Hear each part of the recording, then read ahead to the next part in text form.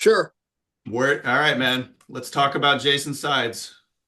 Where did it all start? I was actually thinking about this earlier. Like, I've known you for a long time, but where were you born? Literally. Well, all of us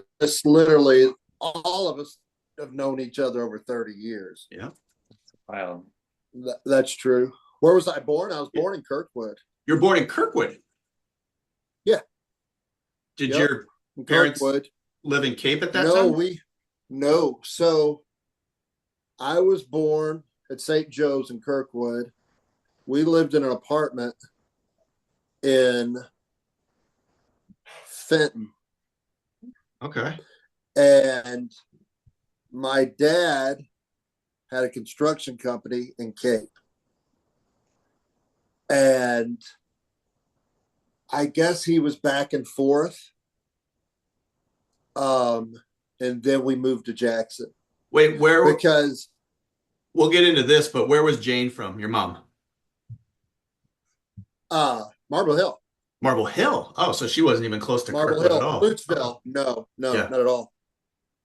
Marble Hill. My dad was from Harrisville. So, and since she passed, I found a whole bunch of stuff. I didn't know really anything how they had met. Right. And she was a waitress in Cape.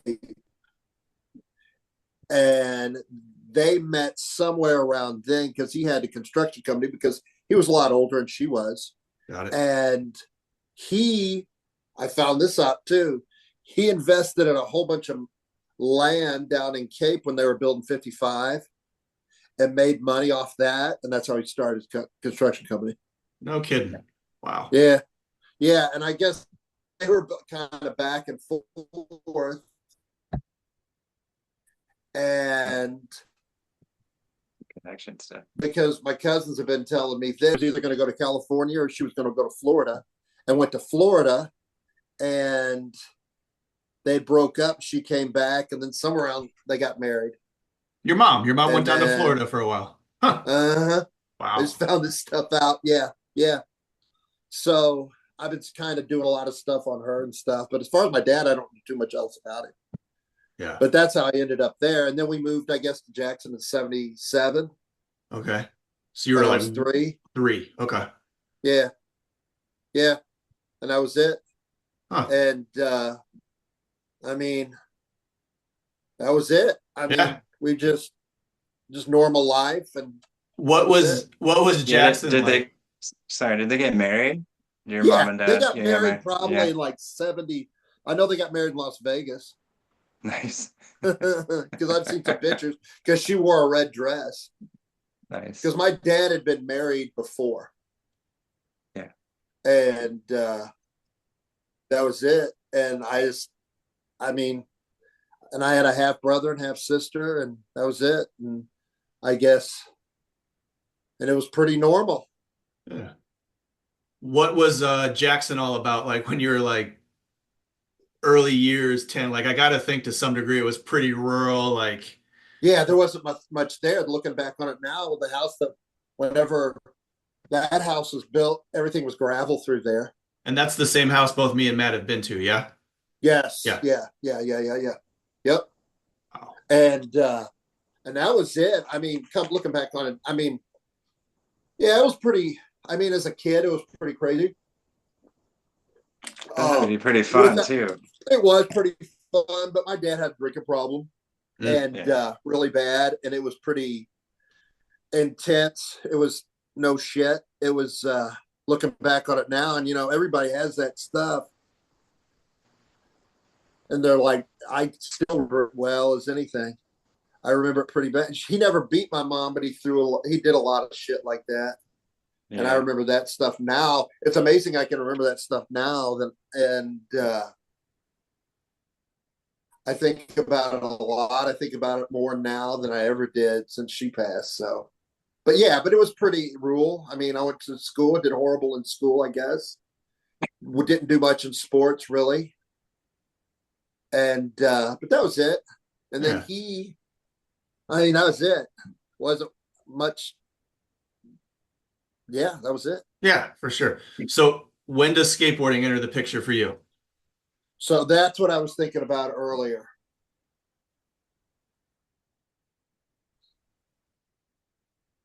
I would say it was like, so I guess it was 86. 86. And how old are you in 1986? 86, I guess 11. Okay. I guess probably around then. So there was a neighbor. His name was Chris Smith. And probably one day I was at at Alter and he walked in there. Oh, this like years later, after. years and years later. And I recognized him. So he was a BMX guy and he had a buddy, and I don't remember his name, and they were skateboarding. And they were skateboarding around, and they had this little ramp with like some wood, and it was like this, and they'd go off of it. And that was 86. And I remember I had a board, and it was called a fast finger. Fast finger. I had those little boards. Remember the little boards you get? The dozer from Nash. Yeah, like the little bitty ones. Yeah. And I remember getting those years before that, but I sat on. But so it was 86, and I rode that board so much, and I ended up getting a Psycho stick. And where did you get the Psycho stick from? From Cape Bike. Cape Bikes. The bicycle shop. Yes. So then I was telling my wife this, we were talking about it. So I skated on that, and I guess that was probably the fall of 86. But then later on, somewhere along the line, I don't know what happened. I got a Sims Pharaoh. Oh, I remember that. That was a sick day. Yeah. So then after that, I don't think, because all I did was ride motorcycles. I had a little motorcycle. And that was all through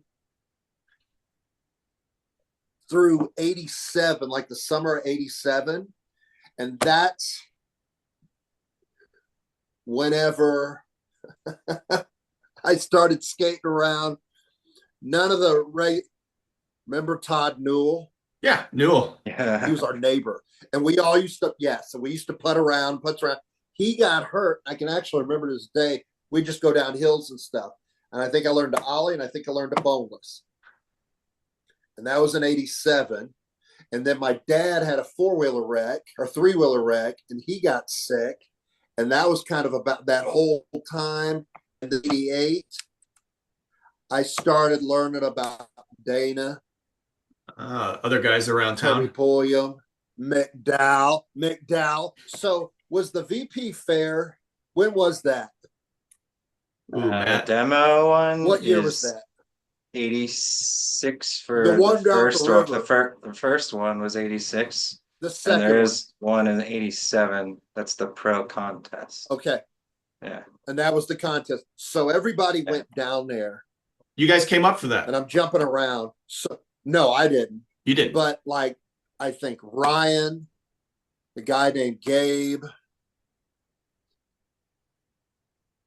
Montgomery, and all. So there was a lot of people skating in Jackson. I guess a lot.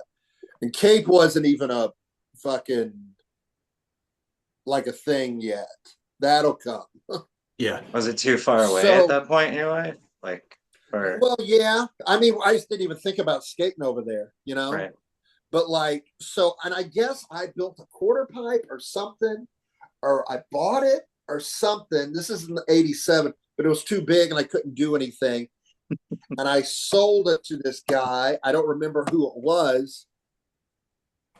And that was the day McDowell and Dana, maybe Dana, I don't know. McDowell was definitely there. And they took that thing away. And I never saw any of those guys till probably the spring or so of 88. But I actually was skating, like that was my thing though. Because I was sitting there thinking about it, about team sports and stuff like that. That fall was because I played tackle football. And that was the last time I ever played any sports. Because skateboarding was it. So I gotta ask this question. What's that? We would come down and visit you in Jackson and Cape in the 90s. What was skateboarding like way later? I know, but what was skateboarding like in Cape or Jackson in 1988? Like, I gotta think like. So, okay, go. Let me hear you. I got to think you're a misfit with the target on your back to some degree. Yeah, and I was. Yes, I was. But in '88, a guy opened a little skate shop in Jackson that summer, and it was only open for a few months. Oh, wow. What was it called? But yeah, it might have been Skate City. I'm pulling that out of my ass though. I don't know if it was Skate City or not. And it was before the roller rink and all that. Oh God, yes. Oh yeah. Oh, that. I'll get in all that because all you guys, yeah. I mean, that roller rink was open though. I'm sure Dana was skating in there, maybe. But it wasn't like it was whenever you guys saw it. Yeah.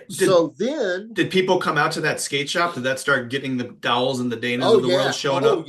Yeah, absolutely, yeah. Because I remember I got a Corey O'Brien from there, I think, and it was that summer of '88. So skateboarding was getting bigger then because they had the first contest in Cape. Where was that? At a parking lot. Random parking lot? On Broadway. Yeah, it was a parking lot.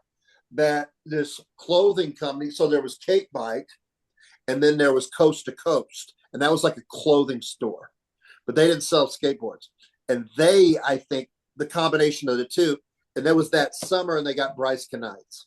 Ooh, Bryce Knights was the pro that came, and because I can assume Coast to Coast was like the Midwest surf shop, like something like that, sells OP and stuff like that. Oh, that's awesome. And they sold like Mr. Zog sex wax and all that shit.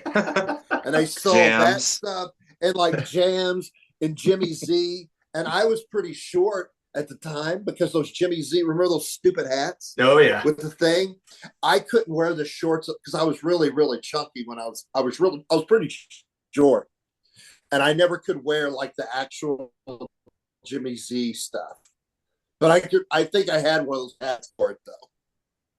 But they had a contest. I didn't enter it, like Matt Merriman, because he was a heavy from Cape, because he went to Wash U, and he'll come into play down the road. Yep. Matt Merriman, because he skated like a fucking pro. Like, was he? He could have like. Yeah. Was he that good, or are you wearing rose-colored glasses thinking about the history? Like, was he? No, because like '89 and stuff, he was doing backside lip slides and backside tail slides, and he could do kickflip grabs and all kinds of shit like that. No, I mean, that's heavy. And I think like the summer of '88, I think he lived in St. Louis City, because I think he went to Wash U, and he knew D and Baba and all those guys. Got it. And he was, but I didn't like really get to know him till like probably 2 years later. But then there was another guy named Vince Wingo. Oh, and boy. He was like the Alva guy, because I can remember him. He could do heel flips. Wow. And that's where I think Dana got it from, because Dana was doing heel flips and all that shit like '88, '89, easy. Definitely in '92. Like backside heel flips and stuff like that. Yeah. So flip everything.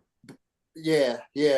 Bryce Knights came because he did his big trick, because they had a picture of it. They had two like launch ramps, and they had like a PVC rail slide thing, and he rail slid over it. Closed out the demo. And BK and I didn't even know. Yeah. And I never even knew who Bryce Knights was. Nobody did. Then I found out, because remember that Sick Boys video came out? Yeah. Oh, yeah. And he was in that. Wow. Yeah. He was in that. Yes, that's him. But I never knew he was a photographer or any of that stuff back then. Yeah. At that age, I don't think any of us. I mean, do you guys putting all that together? We all started at the same time. Yeah. But '88. Like you started, we all probably started around, because I don't say I started in '86. I said I started in '87. That's when I really like took it. Everybody started about that same. You both did, right? Yeah. Yeah. I mean, it's easy for me to remember from my 10th birthday, because I got the big Veriflex board from Target. Sure. As a birthday present. Right. So it's like you had the skinny one and all, so. Yeah. Remember you could get those, but it wasn't like the magazines and stuff. Because the magazine, once you saw a magazine, it was like, holy crap. And then you start doing it. But so 88, that whenever that summer I started meeting everybody. Like Dana. And there was Kirby Pulliam and McDowell and trying to think, like Craig Goodson. And that's Craig I skated with the most. It seemed like an 88. And then, because I was thinking about it today, the big video that came out was public domain. Well, hold on. Let me back up. So how did you start meeting all those guys? Why did you start meeting all of them? Are you younger? We just started skating. Yes. And I think. Is this still Jackson or crossing over to Cape? Jackson. No, this is Jackson. And I think in 88 or so, I think my mom took me over to the river wall. Oh, wow. Did you skate it ever? Oh, you skated it before. Yeah. Did you skate it, Matt? Ever? I know you one time. Yeah. And it was really cool. I was down there really recently. Yeah. Same here. In the last 5 years, I went and skated it actually. Yeah. And I didn't skate it. I was with my girls. Yeah. Okay. And that was the thing. The meetup down there. Yeah. And that was the deal. And the one that was like Matt Merriman was the one that did a bunch of stuff. I think I saw him down there one day. I think we went over there and skate. We were doing little like kick turns and shit on it. And he came through there, was like grinding the top of it. Wow. It was like, and I remember Mitch Miller, he did a rock and roll on it. There was a picture of that somewhere, but really? And then that was like the big time whenever I actually went to Cape. And that was really cool. So it had to have been around that time I started meeting those guys. Ryan was the one that I probably skated with the most. Dana and them were later, I think. But Craig was the one I skated with all the time. And I think he still lives in Jackson. We're Facebook friends. And we chat back I see him on Insta cruising around the Cape. And I think he still skates, right? Yeah. So that was 88.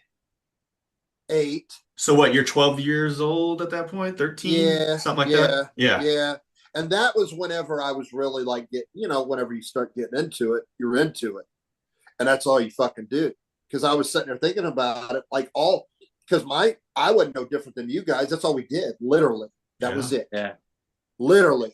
That was it. It's amazing because there ain't nothing been like that. I don't think that I've done so much like that intense, over and over and over and doing it. But so 89, skating and all that stuff. I'm trying to think if anything big happened. I just kept on getting into it more. And then that fucking 8th Street video came out. Well, hold on. Let's put some perspective on this. Is Cape Bike carrying skateboards at this point? Yeah. They would have probably 8 or 9, maybe. And skateboards. I know my experience going into a bike shop and buying a skateboard. What was Cape Bike like? It's fucking couple boards. And there was the skateboard expert. Exactly, yes. In a bike shop, there would be a row of boards. It seemed like it was always PAL and Santa Cruz at that point. Yeah, and I think there was a sports shop, like a sports store. They carried boards too, but they were just like Vision and Sims and stuff like that. But I'm sitting there trying to think because I remember I'd always get Vision stuff because that's what Cape always had. I guess that was who they had their distributorship with or whatever. Okay. But so those were the boards and stuff, but that was it. I remember sometimes on Friday nights, Ryan McDowell would come over and we'd go skate Jackson at night. And that was cool. The big night out, right? Yeah. And then I'm sitting here thinking in 88 too, I had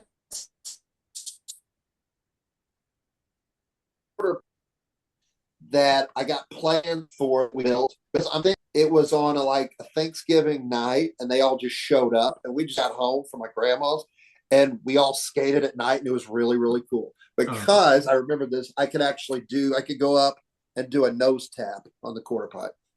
That was my big trick. Like a nose go up and go stall? No stall. Yeah. Yeah.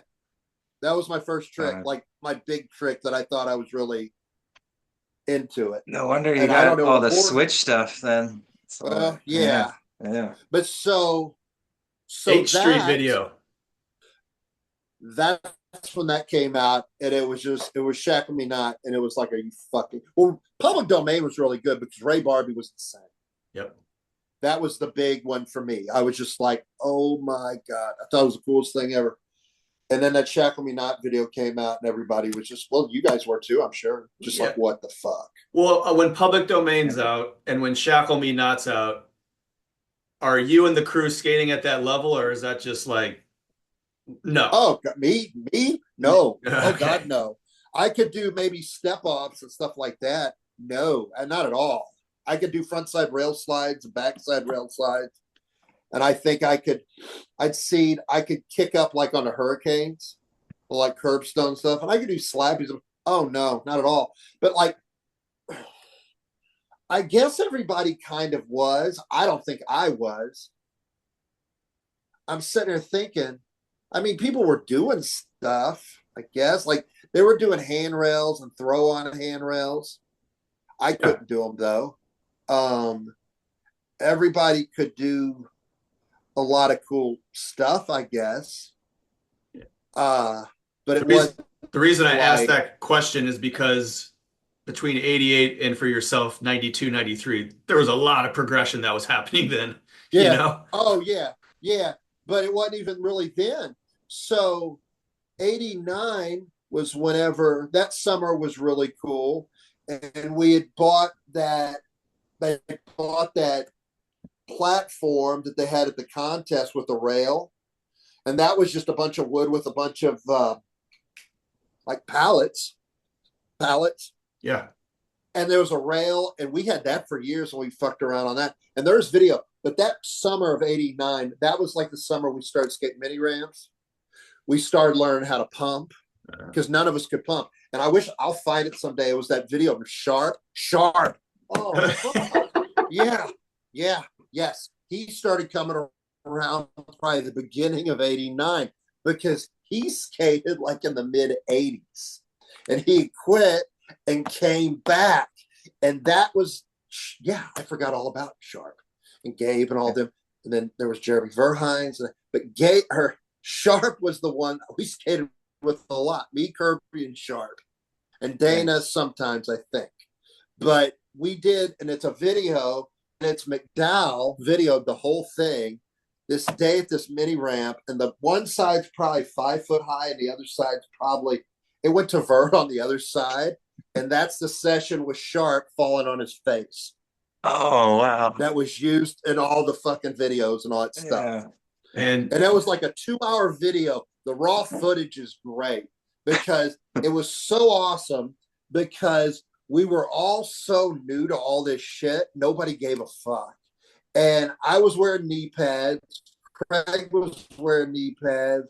I don't remember McDowell skating much. Kirby was there. Sharp was there. And we would yell tomato, this video. Whoever said tomato first would go. It's so insane. But we were skating it because my big trick was going up backwards. I did like a pivot and back in. Like you bring it over like a front side pivot and down. That was my big trick. So, but that was it. At the end of it, we're almost done. Sharp wants to drop in on the big side.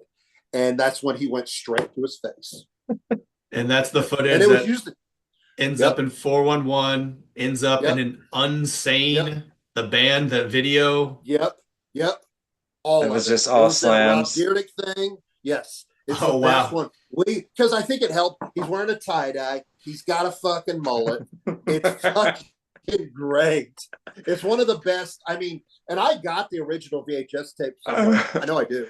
I saw him a couple years ago at a Moonlight Ramble and rode on it with him. Yeah.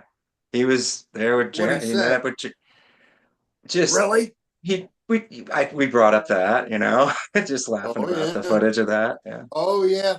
It was but I hadn't seen him in a long time. But yeah. Oh God, I haven't seen him. Fuck, man. Long time.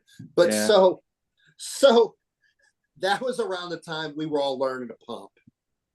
and do stuff and like go up, do a 50-50, come in revert. I could do that. That was my big trick.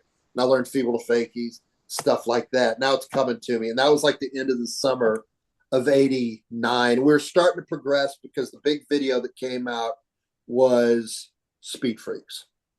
Oh. And is that mini ramp at your house, or where's your mini ramp? No, that came later. Okay. So the mini ramp I don't even remember the guy's name. I could probably find it where it was now, but it was all the ramps at that time. I think I had a quarter pipe. That was it. And that was 80, or no, we had that set up from the fucking contest. That was 89. So that was cool. So that's whenever Merriman started coming around and we'd skate, and he was living back in Cape. So I started skating with him. And then we went, me, Kirby, and Sharp went to the big demo of Gons, Jason Lee. Oh, wow. Jeremy Klein, Ron Chapman, Eric Dressen at American Skates. Oh, wow. And it was fucking insane. Never seen nothing like it. Matt, were you at that? Oh, I didn't go to the American one. I went to the Slash one. Yeah, neither did I. Okay, like the day before. I don't know the order. Too, yeah, that summer of '89. I will at '89. Remember remember way back then there was always tours. Yeah. There would be people doing tours all the time. Mm-hmm. And do they do that now or no? It's less. It's not as much as it was like what you're speaking of, but yeah, with social media's taking over that. Okay, because remember, it was like a celebrity was coming. It was huge. Yeah.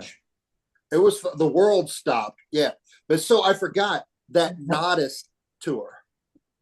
Cadillac remember tour. That Nodis tour that summer of '89. Yes.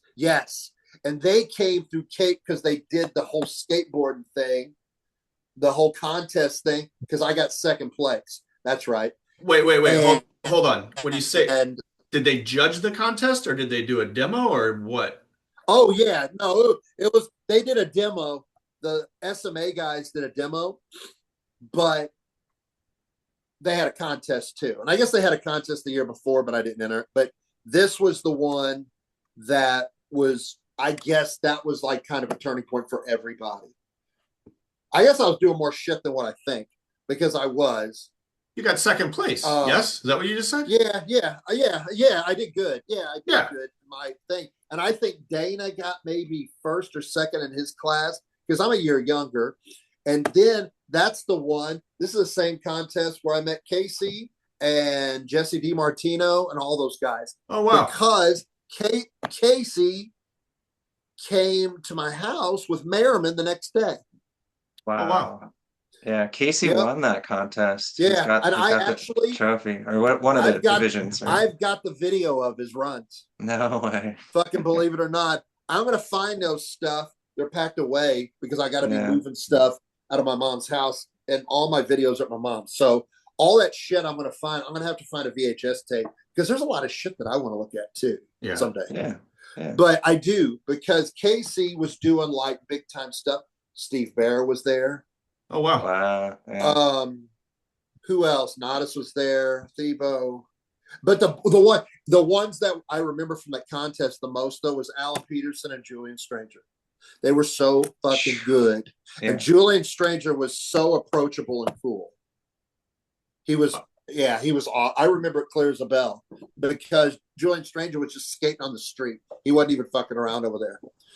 But so I forgot about that. So then that fall, because I'm trying to get to, so me, guy named Gabe Montgomery, and Merriman.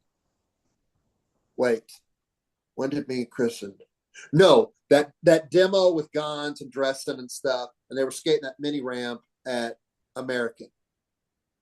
And that's whenever I first saw, I remember Dave Cummings.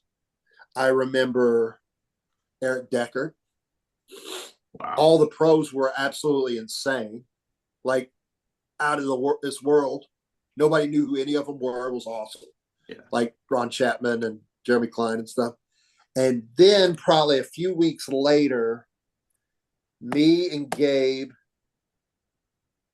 and Merriman came to Splash, and it was in the fall. It was on a Friday night, and I was like, I wanted to fucking quit right then and there. This is like the fall of '89. We didn't even skate. I was too intimidated to go out there and skate. So hold on. Are those your first trips up to St. Louis, or were you guys taking trips up to St. Louis before that? Those were okay. The one with Chris and Kirby was the first.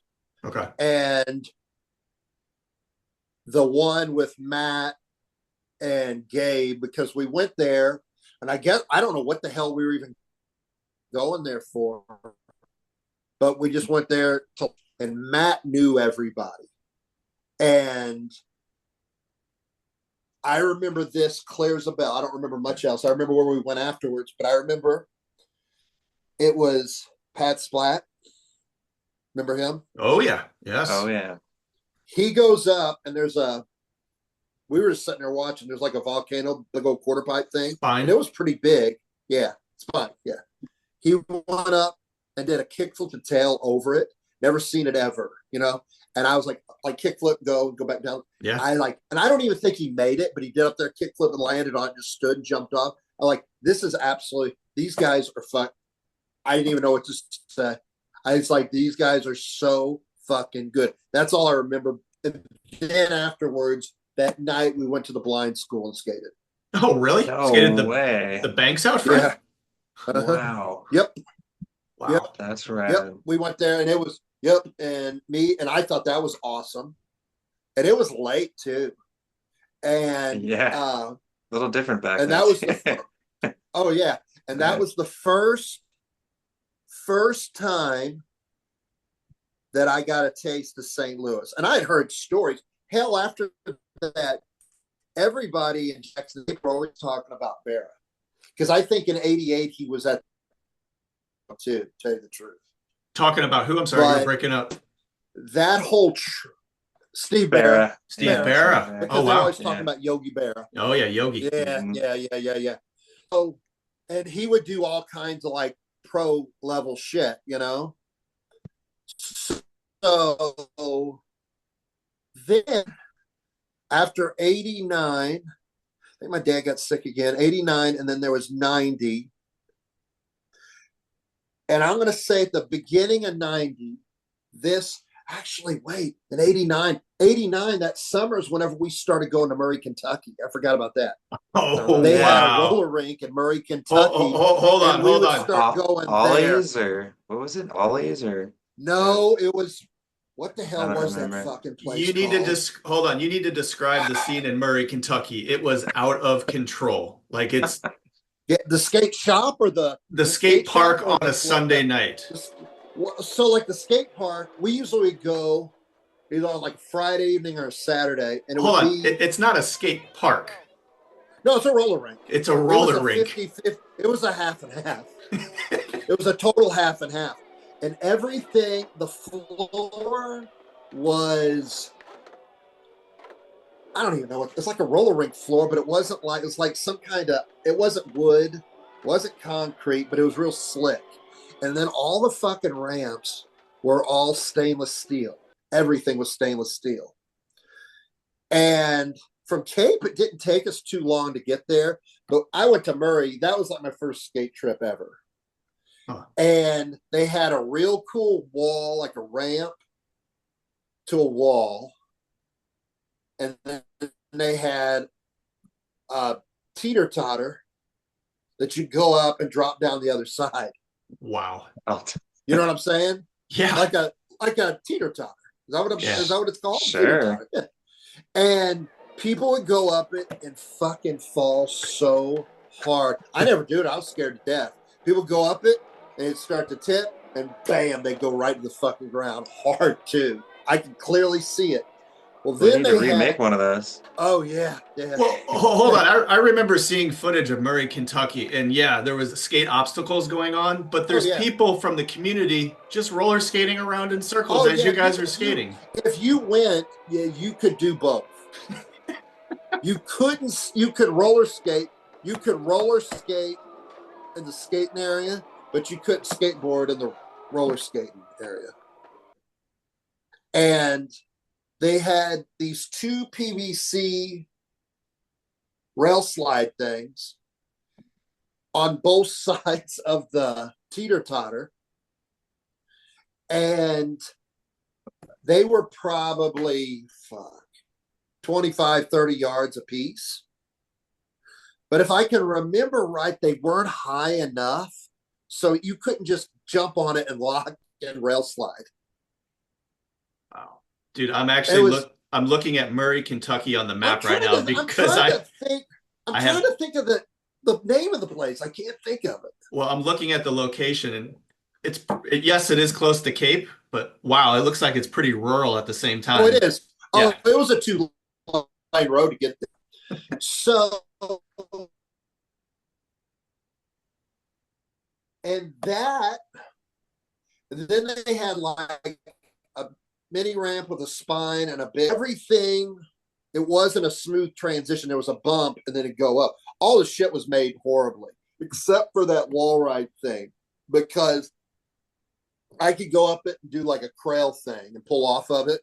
And that was my big trick. That was the big move. So, whatever. Yeah.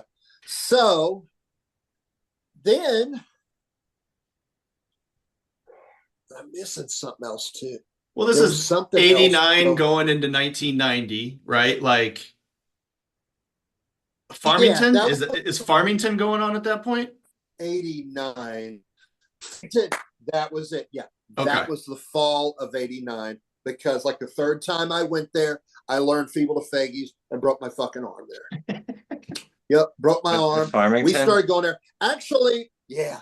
But that fall, that's whenever Eric Decker was starting to come around. Well, hold on. So he was going to school at SLU. This is a question for both of you guys regarding Farmington. I never went there. What? Oh my God. It was another roller rink. It's wild how many roller rinks were. What was it all about? What was what was the scene? It was okay. Murray. Oh, wait. Well, so I remember Murray's name now. Circus Skate. Circus Skate was Murray's. That very appropriate. Skate, yeah, very appropriate.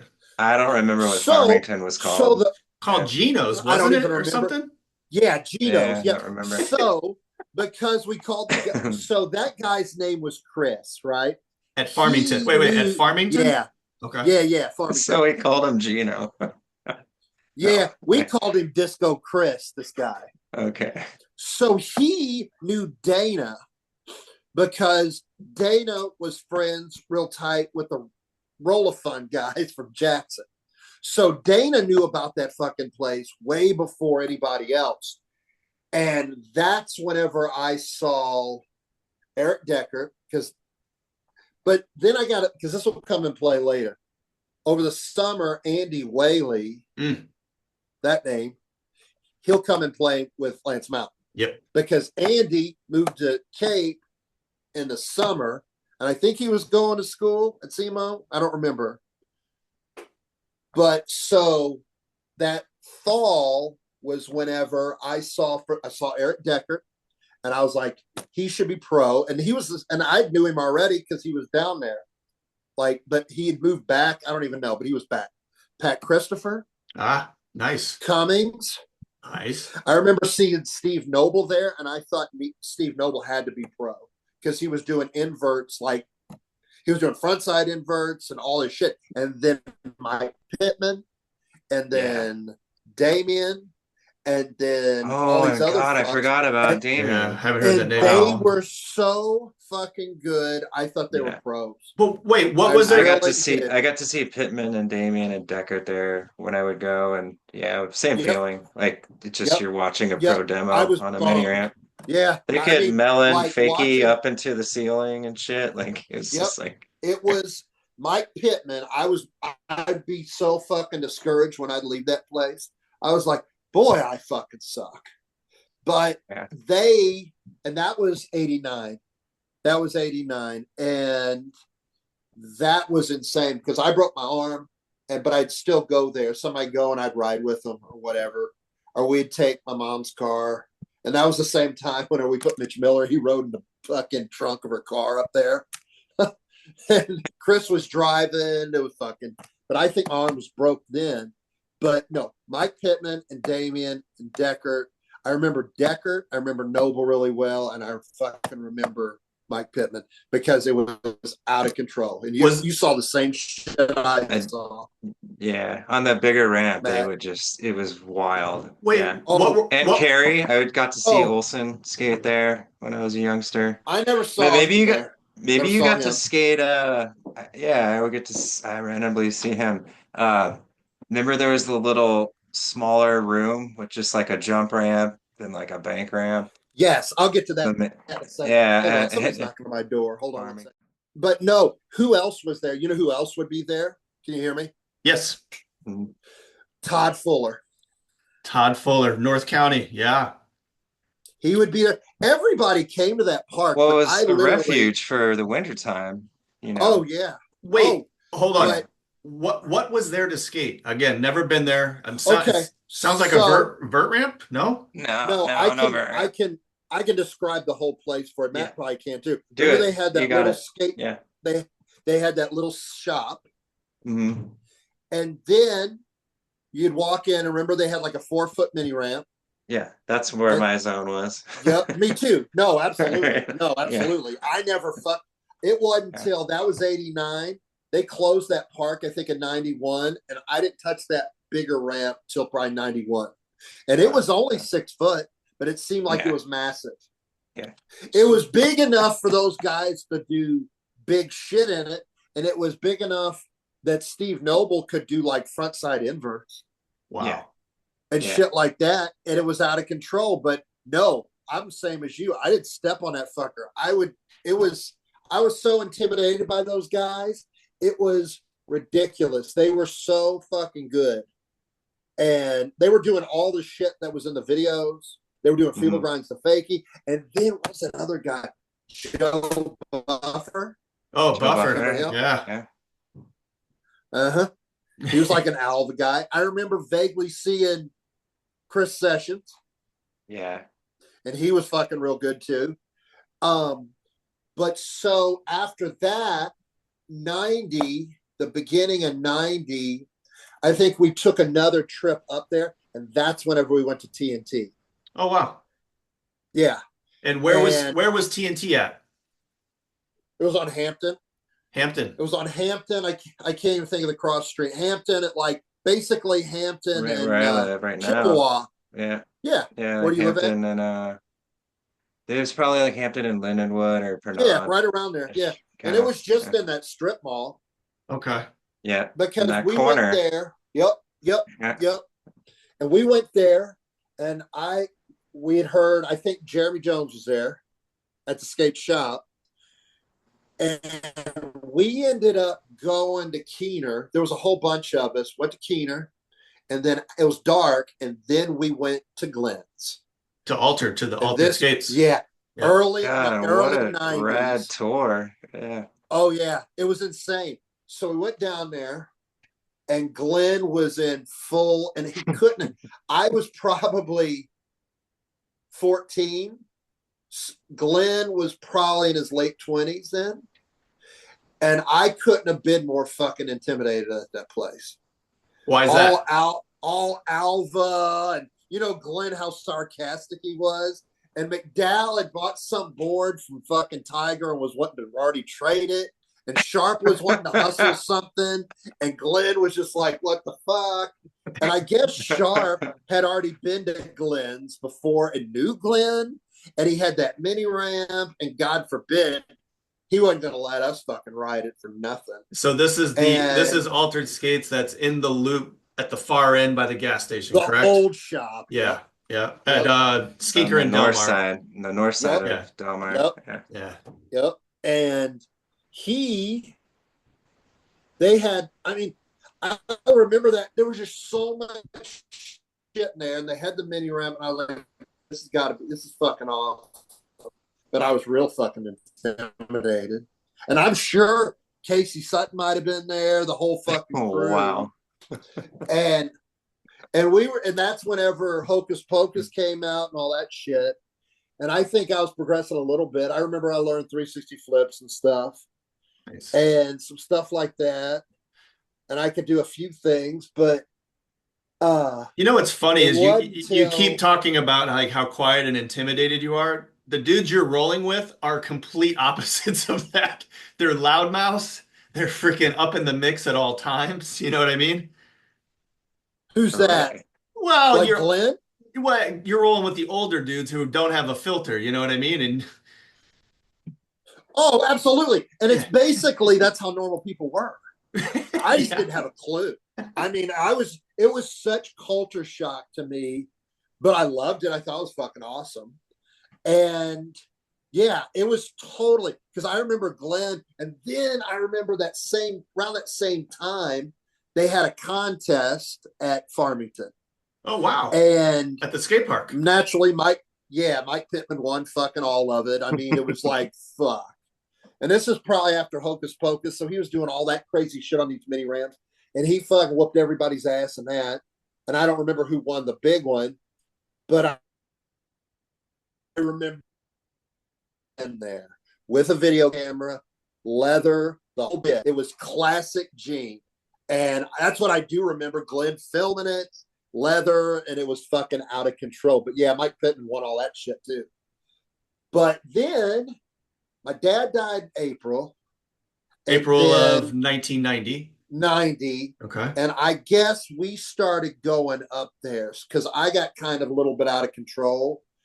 And I'd get we'd go up to St. Louis and skate. But I don't really know where the fuck we were skating.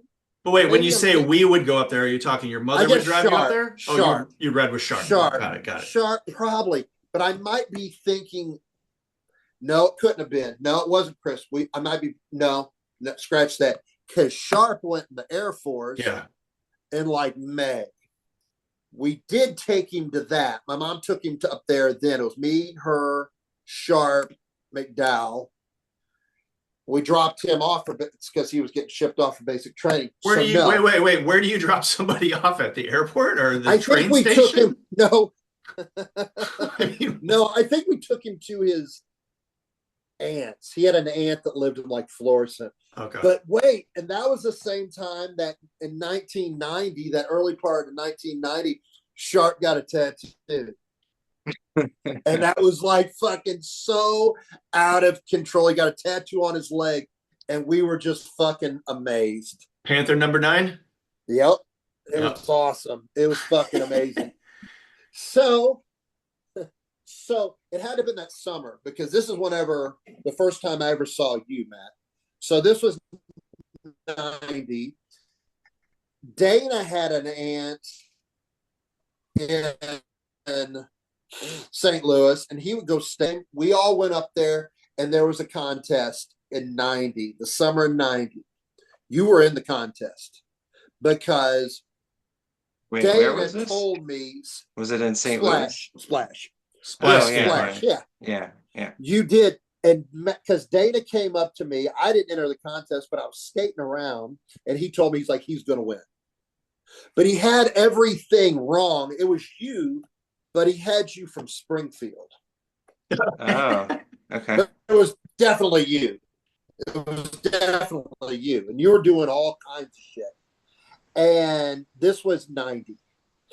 Yeah. I remember that, and I remember Jeremy Jones. And Jeremy Jones was so fucking good. I remember him doing on flat ground, like kickflip, 1 foot tail grabs. Jesus, right? On flat ground. Wow. And I'm like, are you fucking kidding me? And Joel Burke was there, and he was out of fucking control. And who else? I guess all like the whole bunch. What was that one redhead guy's name? Younger? That skated. Chris McAvin? No, he's a little bit older than us. But Joel's crew, right? Or no? Chris McAvin. No, he was a splash guy. Jason something. Oh, Velmir. Yeah. And he was real good. Rob Sansui was real fucking good. I remember him. Yeah. I remember seeing D and Baba, and they didn't skate. But that contest was whenever, and I don't know who won, if it was Jeremy or Joel Burke, but they were so fucking good. So good. I mean, I was like, why aren't these guys pro? So And I think this is a demo. You know what demo this was? Sal Barbier demo. oh, he Oh, came. really? You were probably there, Todd. Yeah, I got No, pictures of that demo. I wasn't, Yeah. but they were in town for a couple of days because they were at Future Skate the day before. It was Chad Vinton. Was he on that one? Yeah. Yeah, and Aaron Vincent and Noah Yes. and Noah Selaznick. And Slasnick. Noah. Yeah. Yes, yeah, Yup. Back to those tours, they would do like several yeah, demos across town. That's wild. yeah. And it was insane. And it was so Yeah. cool because that was whenever Sal Barbier was real, real good. Like Yeah, whenever he he just blew turned up. just turned pro. I And remember Oh, it was God, yeah. just like the fuck. Raiders graphic on the H Street board. He whole threw the bit. board out, and my buddy Leo caught it. He caught the board at the board toss. Nice. Yeah. Hey, so Yeah, let me ask you guys a question just to kind of paint a picture. So the splash contest that you're talking about, yeah. correct me if I'm wrong, but once a year, maybe about midsummer, they would have a big contest. Is that fair? Right. Or what Yeah. Yeah. That was the I first remember. time I ever went to one. was it like once a year, if I recall correctly, or was there a couple a year, or how I did can't it remember work? if there were a couple here or not, but I don't know. I mean, I definitely I took the didn't cake really- on a couple. I Whatever you call didn't it, really do splash till the next year. The next year, because I was still fucking intimidated to skate around. Yeah, sure. I was fucking. It was until the next year that was my time, I guess. So let me 91. ask you this: are you guys skating much around Cape and Jackson, like during the week, and then trying to get to St. Louis on the weekends? God, yeah, Okay. absolutely. Okay. Oh no, absolutely. St. Louis was a big fucking like treat, I guess. Yeah. But no, we were skating in all over. That was Jackson and Cape, and that's the summer that I built the mini ramp. Ah, in your backyard. Or actually, it was a big quarter pipe that we cut down and then used it as a mini ramp. And that was the summer of 89. And that's whenever I broke my other arm.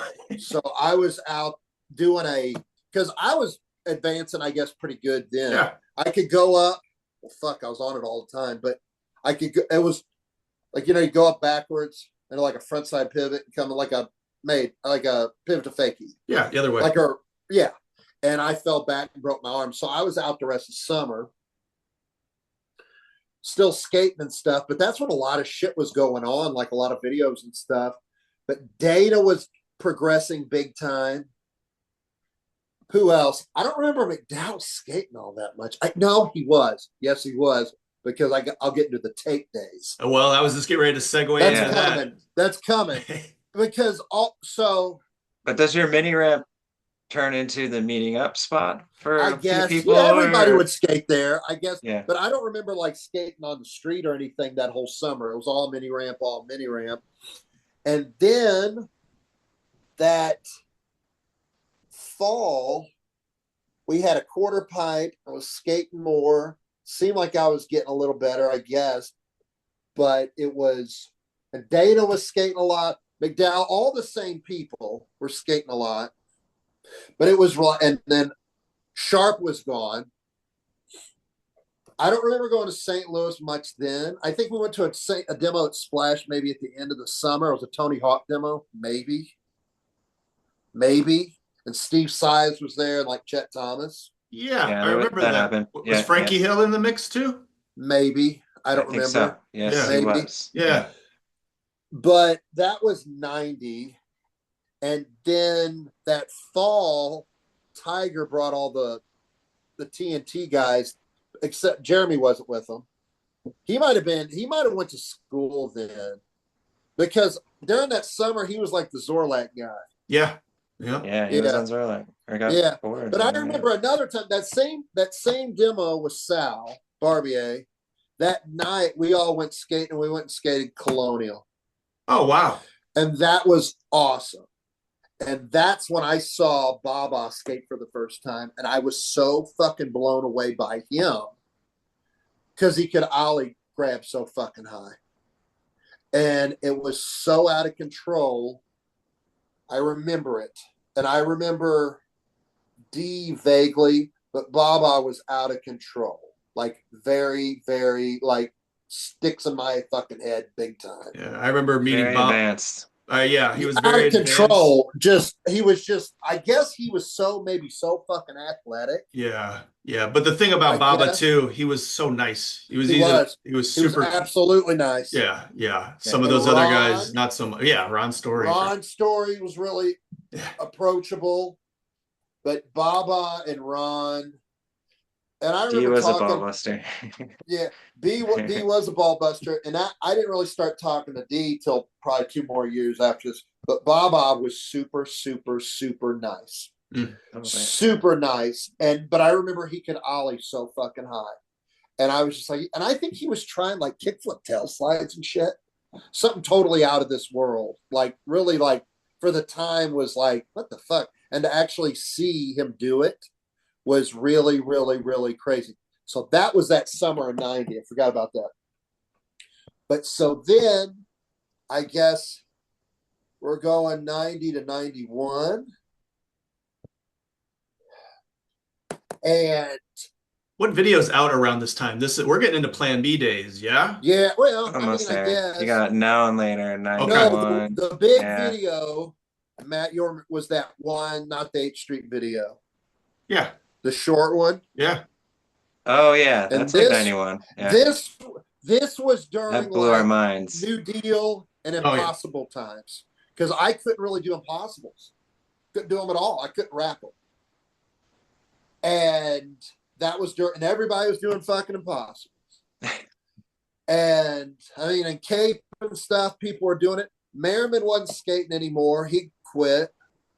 There was a big change that summer. Yeah. It was coming. If it wasn't happening then, it was certainly coming. So then I remember I had a JJ Rogers. Remember that board? Yeah. Dogtown? Yeah, with the the ball and chain or whatever. It was like a monkey or something. Yeah. I don't know. No, it was like a voodoo, like a statue. Let me see. It was a Dogtown. Remember that generation of Dogtown with like Wade Spare and Karma and all those guys had boards and stuff? Yes, and that was it. Yeah, and that was it. And I remember I couldn't do, because I'd done 360 flips, but I'd done them off ramps. Couldn't do them. And I learned them on flat ground on that board. And I thought, and then everything, that whole summer, I think I started getting taller or there something. You go. Yes. But then that was it. From January on, from 91 was whenever I was liking it more. And I think that's when I started progressing a lot, because we had the quarter pipes, all the shit, and that's whenever I was doing like 360 flips down steps and stuff like that. Dana was skating a lot. McDowell was skating a lot. And this is whenever, and I think we went to Murray, because we put it all together a little bit.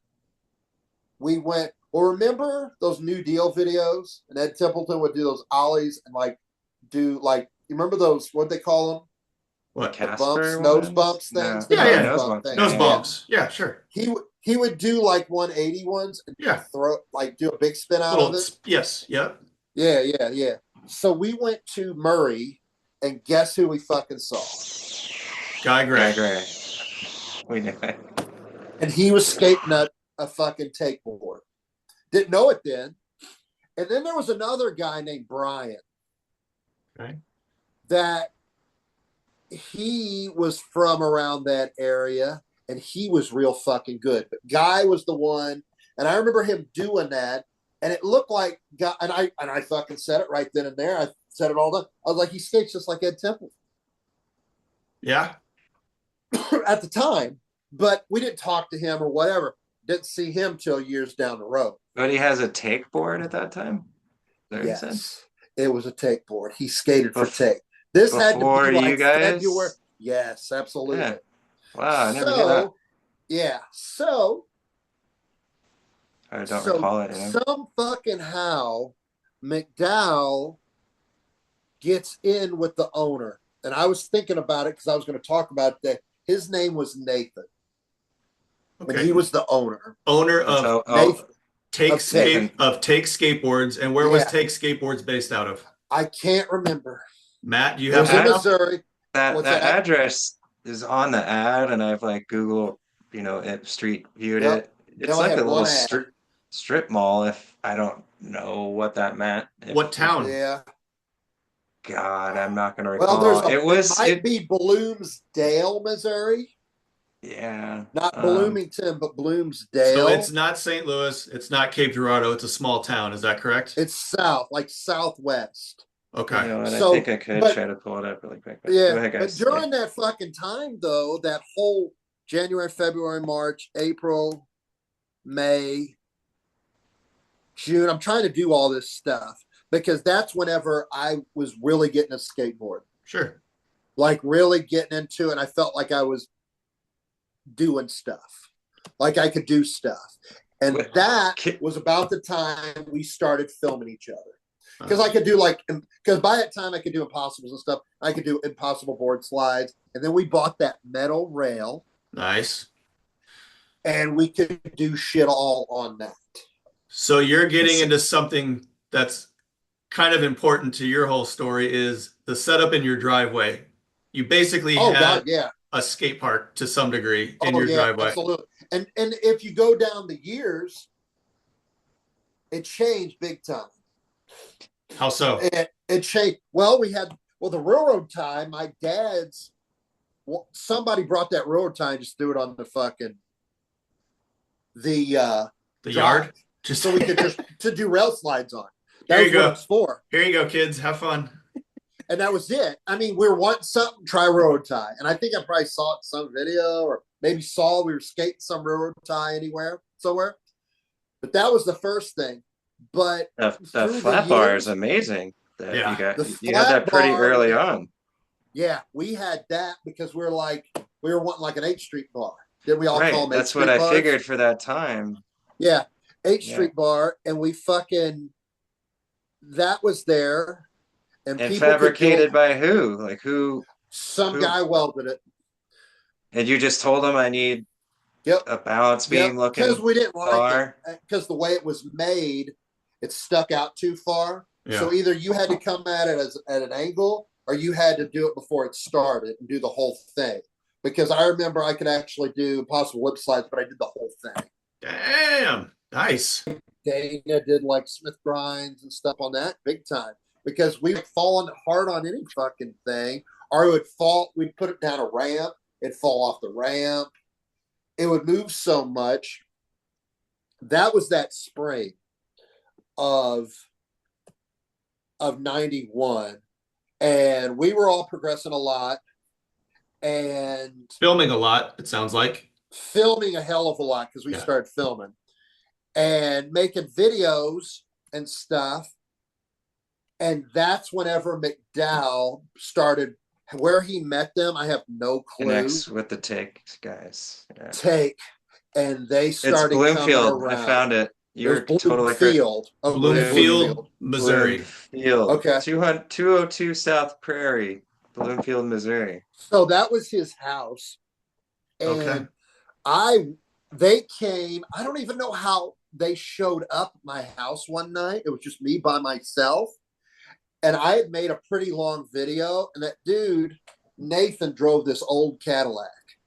And he had some guy with him, and he couldn't have been but 8. I probably turned 16 maybe by then.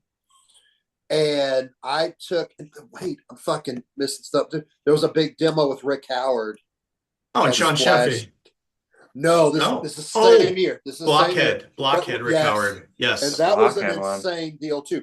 That was the first time I went to Splash, and I'd met everybody then and skated in St. Louis, but then I felt like I could skate with everybody. So I was there that evening, and that was, if I'm not mistaken, Steve Barrow. I remember you there for sure. Steve Barrow was there. You were there, right? Yeah. I feel like I remember you were there that night. All there. Yeah. All of us were all there. And that was 91. And everybody had progressed. Yeah. Like from 90. Well, I remember you, Matt, skating real good, but I remember you, Todd. I remember everybody. I remember seeing Don Early. Yeah. But that place, and that was probably one of the coolest times to skateboard. That night was probably the coolest night ever. Yeah. Ever. Everybody was there because remember Rick Howard? he'd come through there, and he was doing, what the fuck was he doing? He like a nose blunt or like wheel slide across that thing. No nose blunt on top of that pyramid. Yeah. And and just do it. And we were just like, are you fucking kidding me? This is insane. How good, because that day, if you remember, that day is whenever Pat Brennan and everybody came. Oh wow. Pat Brennan? There was a demo that day. We came for that, and then that evening, they were just Ricard, and then they just kind of skated, right? Yeah, yep, that was it. Yep. And they were filming. He was there with Steve Barron, I think Andy Brayman from Kansas. Probably. Yeah. I think those guys were there because those guys were on the ramp, if I'm not mistaken, going to town. Probably. But Ricard was skating, and it was one of the coolest times skateboard. That night was whenever. Yes. Yep. Switch big spins. That's what I remember about Ricard. Really? It was like way ahead of the time. I remember him going to town on that little tiny rail, like just absolutely going in on that thing with front shove it 50/50s and stuff like that. Everything. He was doing everything. And then that day, it was Pat Brennan, I think Lance Conklin. That was a really good demo too. Oh my God. I remember Pat Brennan, he was doing 360 heel flips. This is like the spring of 91. And he front foot impossible in a trash can. Yeah. I was like, that's the craziest shit I've ever seen before. But the front was hot as hell. 360. Too, maybe. Yep. And he was doing front side 360 heel flips. And I was like, that's insane. That demo, that whole day was one of the coolest days ever. That was POW, right? Because that was POW. Yeah. Yep. And that was it. And I don't remember like Joel Burke being it. There was like a whole different generation. There was that had changed in 91. All of us. That was it. That was when everything started changing. I remember being there with Brad for sure. Yeah, he would have been there. Yeah, he was with us. And I don't remember who went. I'm sure it was McDowell or somebody. I don't remember, but my mom took us up there. And I don't remember who else, though, was with us. Dana might have been there. I don't know. But we'd skated in St. Louis because I'd met Ron and all those guys. And they were fucking cool. And his buddy Antoine. And they were all really nice. So it was really cool. So that summer, though, is whenever the Take guys showed up at my house. And I like what you're describing. This guy's driving around in a Cadillac with like a chauffeur. Like he sounds like he's in the mob or something like that. I mean, it was weird. It was kind of weird. Looking back on it now, it's really weird because he was young. Yeah, how young? Like how young? Probably 19, 18. I was 16. Yeah. He wasn't much older. And he said he owned a skate company and he had a box of boards. So naturally, I fucking start peddling my video. Instantly, I gotta show you something. Pedaling mine. Well, heck and I got all this shit on there, and then I took them skating. And the thing was about it, he didn't really skate that much. I skated and took him around. It was kind of whatever, and then we went and ate. And then I think I asked him straight, "Can I skate for you?" Point blank, and he said yes, and gave me a ton of boards. Like how many? A box of 10, like that? Maybe like 5 or 6. So you hit the jackpot, basically. Yeah. And because I might have been already riding one of his boards but he was putting everybody on his team.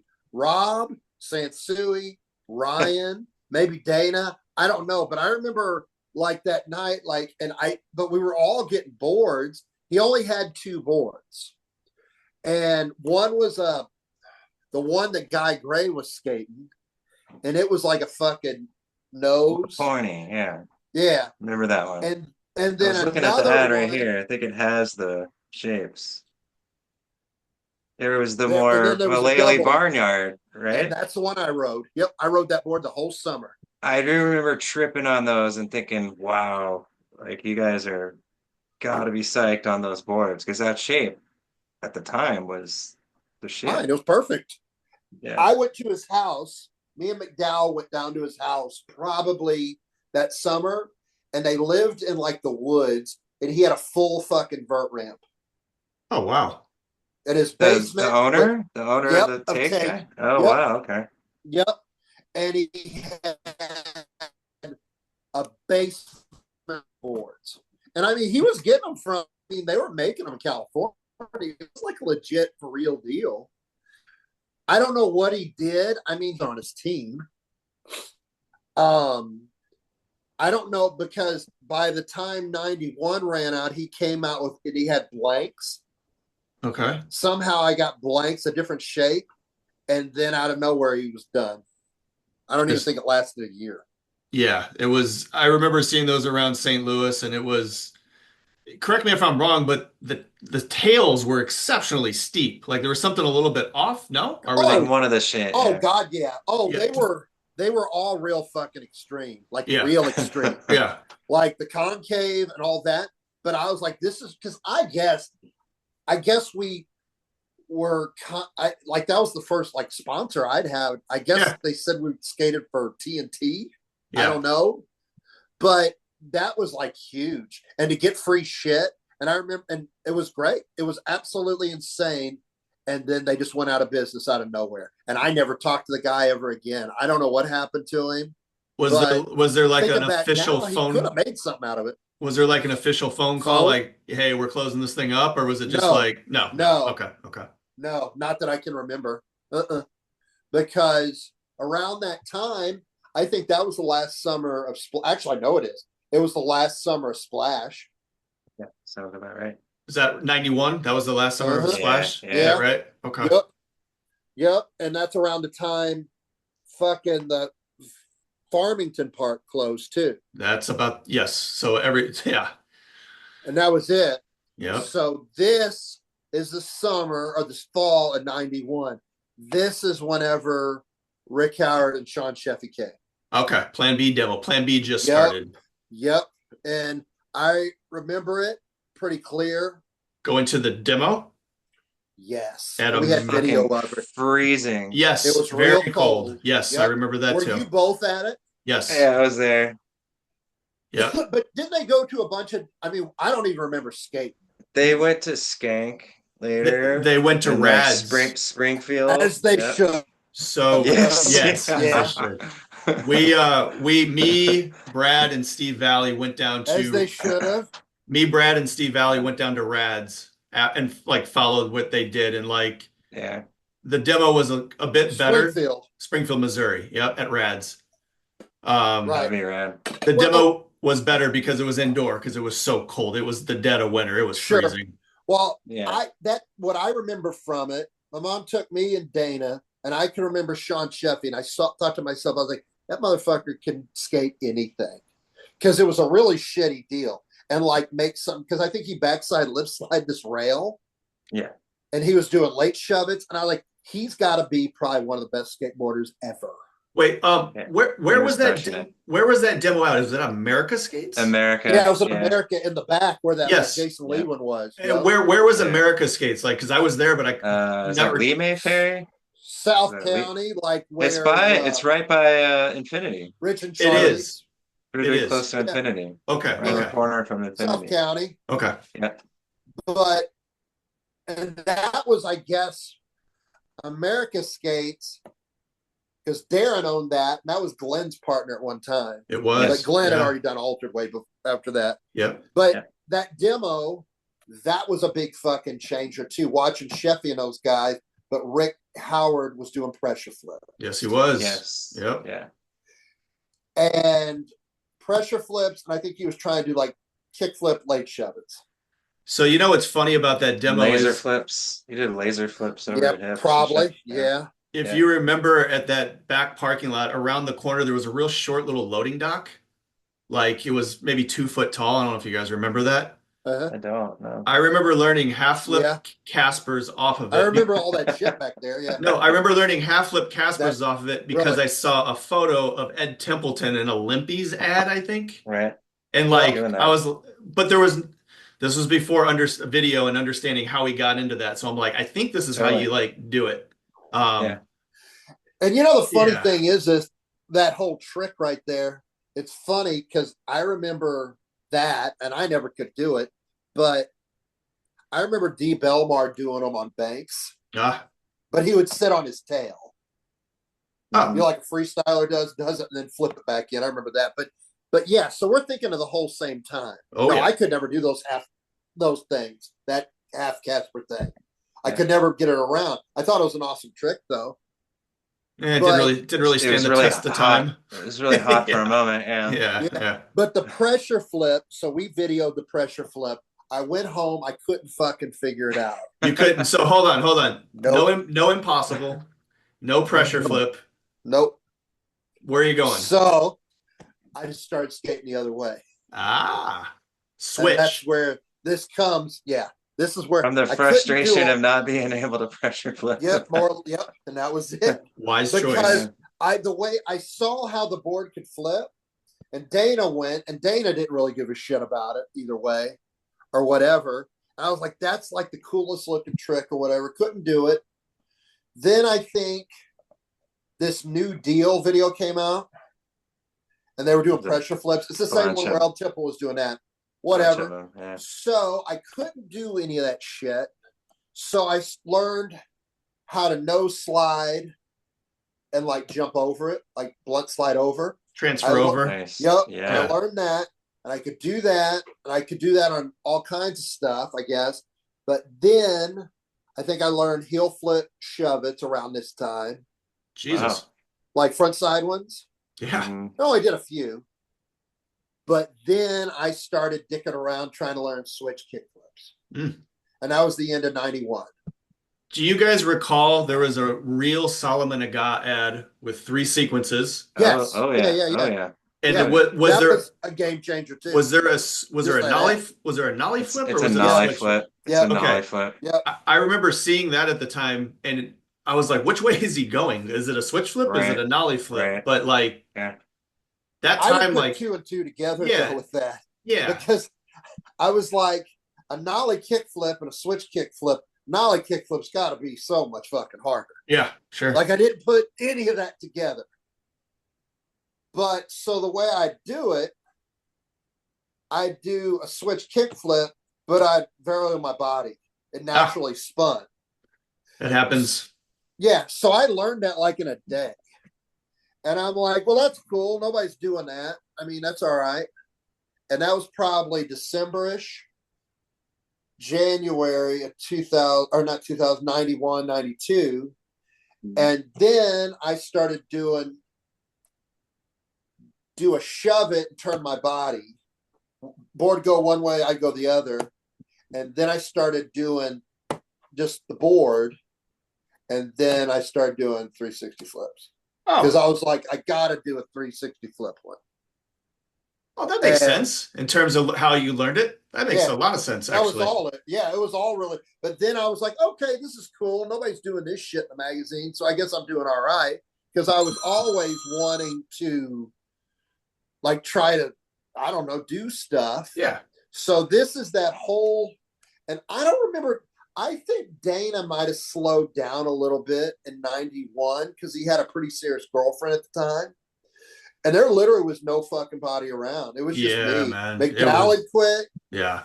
And it was just literally, and you guys are the same way. That's all I fucking did. Well, I think all of us were in the same boat. Oh, absolutely. We all started progressing while we're in our own little corners by ourselves. Absolutely. And that was it. And I would just set the video up on the tripod and I'd video shit. And that's the way I did it that whole winter. And then Dana started skating again. So probably around March or April of 92? Okay. I see Andy Whaley. Where'd you see him at? I don't even remember. He Cape? might have came to the house. He was around Cape somewhere. He lived in Cape. I think his mom lived there. And I hadn't really seen him. He was a religious guy, right? Like he was big into religion. Yeah. Oh, yeah. So this was 92, and he came over and he was telling me about the regional NSA contest.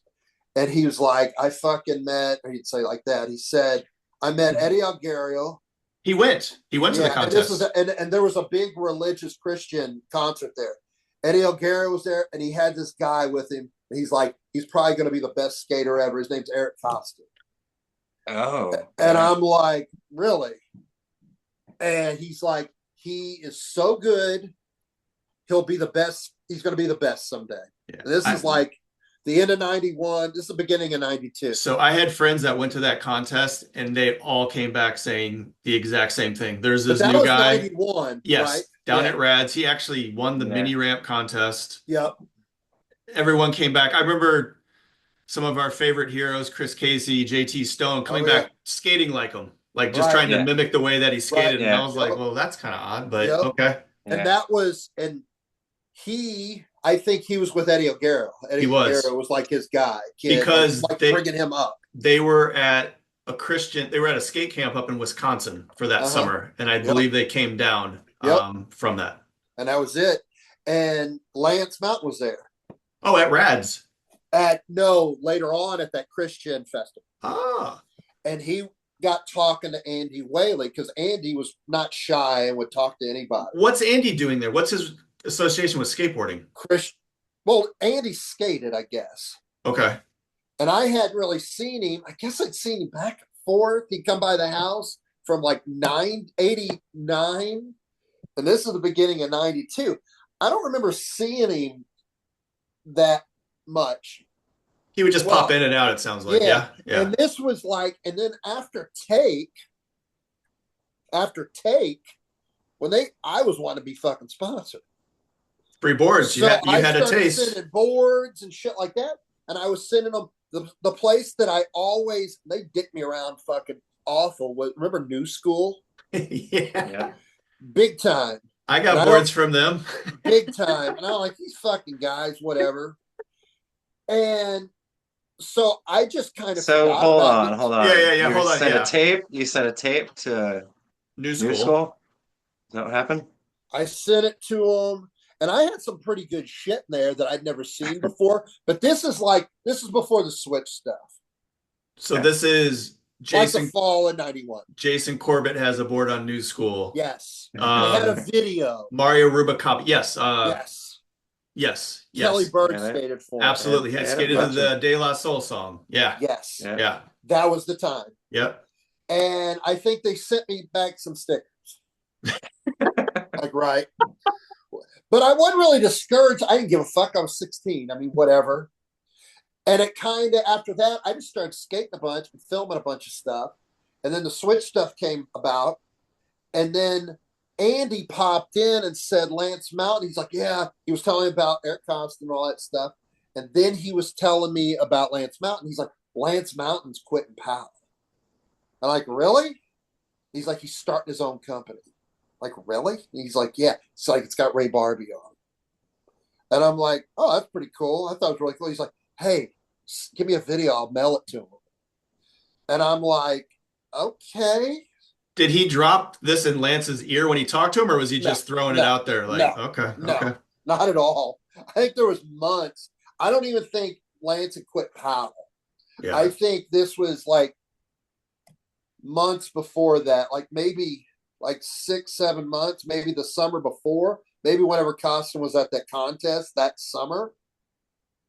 So I said to him, I said, okay. So I like had a tape, transferred it over. And hold on. And by transfer, you mean from one VCR to the next, you recorded the copy. Oh, okay. You know. And I gave it to Andy, and he said, I'll mail it. You know what I was thinking. Well, okay, whatever. So probably a couple weeks later, I remember clearly, me and McDowell, I guess he was skating again. And we came in, and my mom said, guess who called? I'm like, who? She said, Lance Mountain. I like, Lance Mountain? I said, are you serious? Didn't believe it at all. I was like, who made this up? What did he sound like? I mean, I was like, really? He actually called me back? So it took me a couple days to like build up to actually call him, because I thought I was going to look like a total idiot. And sure as shit, it was him. And he was and we talked. And I don't think he was even like putting a team together. It was like really weird, you know? Ray Barbie was on there, and I just talked, and we just talked. I don't even remember what we talked about. I think we talked a long time. And I think he sent me a board. Was he just kind of trying to feel you out more so? I Just guess. what? I guess. Yeah, sure. I don't know. I don't even remember what we talked about, but he sent me a board, maybe a shirt. I'm like, okay, this is cool. And this is the first run of the firm boards, basically. Yes. Okay. He sent me, I'm going to say it was maybe a Joe Gruber. Maybe. That one, what was the graphics on that first run? It was a wood board. I don't remember. Okay. I don't remember. And I think he sent me the video, maybe. Nice. But the video was really good, I thought. Video was fantastic. Well, Ray Barbie, I mean, fuck. But I thought the video was Is good. it the one where he gets out of the house, walks out of the house and Yep. skates down the street? Yep. Yeah. And it's just kind of, there's not really parts or anything. Right. It's really cool. Yeah. Yeah, it is. So they sent me that. I think Dana was starting to skate again, right? So we were all skating a lot. And that's whenever I started filming all this switch shit. In the driveway or just out and about? Everywhere. Got it. Because I couldn't do switch 360 flips on flat ground. I had to do them off of something. Off like a bump or something like anything Okay. at all. I just couldn't. Could you do it on steps or whatever? Yeah. Okay, got it. Steps, I could do them off stuff and stuff, but I don't think I'd videoed it or anything. And I started videoing this stuff. And then I was fucking around. It was whenever I could do the rail slide, shoot it out, flip it. Oh, and wow. I could do it off my nose too. And nobody's doing that kind of shit. And then, but my whole thing was I was trying to do that. And I've never told anybody I was trying to do dark slides. Oh, wow. I was trying to learn those. And this is whenever nobody was skating. And I could flip it upside down and I could go, but I never could fucking flip back out. Wow. I was trying to learn that so bad. I wanted to do it. Never did it. But I think I flipped it out a few times. I was going to do a fucking rail slide and just shoot it out and try to land on it. So I started doing that. I started doing it varial. Like, all right, this is kind of cool, whatever. And then I started doing it on my nose. Then I made a video, and I don't think any of that stuff was in there. It was all a bunch of switch stuff. And I sent it to Lance. Are you guys in contact regularly, or was it just a one and done? I mean, no, I think we were talking. Okay. Like he'd call me and I'd call him, and just to check in, say hello. Probably more me calling him. Well, yeah, but if you really want to get down to it, I was probably calling him a lot more. But so I sent him a video, and I sent some video to him. And he was done with, I mean, he didn't say, but I just guess it was about over with or whatever. So I filmed one more video, and it's all switch. And I send it to him. He calls me back, and that was like with switch 360 flips. And this is like the spring of 92 and switch flip, all this shit. And then things start fucking changing. Are you starting to get like boards regularly type of thing? I started getting a lot of stuff. Like boxes of boards, some t-shirts, wheels. He never sent me boxes of boards. T-shirts, stickers. I think I got a couple boards, if I can remember right. A few boards. Then I sent a video to New School. Video. Wait, hold on. So you're getting boards from the firm, but yet you're sending a video to New School? I did once. Just testing. I don't know why I did it. I think I probably did it at the same time. They called back, and they were real interested then. Same fucking guy. Then. Who was the guy? I don't remember his name. John Fallahy. Right? Yeah. I don't know. I guess. So either way, I said no. I don't want to even do that. No, I never got anything from New So School. you're hot shit, bud. There's a war, a bidding war going on. Well, but then he would send me boards intermittently, but we were talking all the time. That's cool. And I thought that was the coolest thing in the world. And if you were going to summarize Lance Mountain, your conversations with him, what's a good description of the guy? Just like a normal dude. Yeah. Just like a normal dude. So flipping nice. And he was just super, super nice. He was just like I knew him forever. And it was insane. It was absolutely the coolest thing. And he'd just talk about stuff and just like, but this is the same summer. Are or you no, getting any, spring, are you getting spring. any tapping into like what's going on in skating in Yeah, California yeah, because about this somewhat? time's whenever the Plan B video came out and stuff. Hmm. As well as this is the time 411's out But as I well had too. already, no, not yet, not Are you yet. sure? Yeah, yeah, Oh No, yeah, yeah. you're yeah. right. You're It's right. more like Yes. 93. Three. But Yes. Yeah. Yeah. Yeah. but I had Yeah. already made all these video with all this switch stuff, and I think I'd done switch frontside flips, and this comes in play. There's so many fucking stories. Switch 360 flips, and this was before, and the no slide thing. I kind of got those kind of squared away, and I read no slide grinds. Ah. So Yeah. I started doing those, and then I started trying to flip out of them, and I was flipping out of them. And This is all going down on the railroad tie. Yeah. yeah, everywhere. I could do Everywhere. them everywhere. I just videoed them there because the thing was, man, I couldn't get nobody to film. Yeah. Put up the tripod and let It it was go. it. Yeah, that Yeah. was a lot Yeah. of it. And just a bunch of stuff. And looking at them now, it was very, very Advanced. it was, but it wasn't like it was a real smooth stuff, but I was doing this shit. So I was happy with it. But like my switch flip stuff was smooth, and I was pleased with that. Nice. But I went to St. Louis, and I remember this, and I don't think you were there, Matt. It was me and Ryan. It was the first time I went to St. Louis, probably since like 90. And we went to Oak Hill, and everybody was there. Was it just a Like Pat Canali, just a nice Ron day, everyone Story. skating? Yeah, yeah. Okay. It was like in the spring or whatever. And we were just skating, and I was doing I was just doing switch shit on the bank, and nobody knew it until later, and things started changing. But the same day, Dan George showed up, and they all went. And I don't know if you were there, Matt.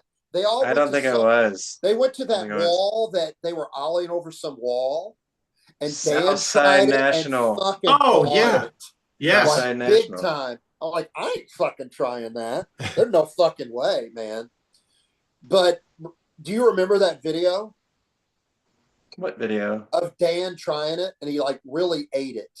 No, but I remember that happening. He was there. Yeah. I don't think you were there though. No, I wasn't. No. And we met up with him later or whatever. But that was all around that same time.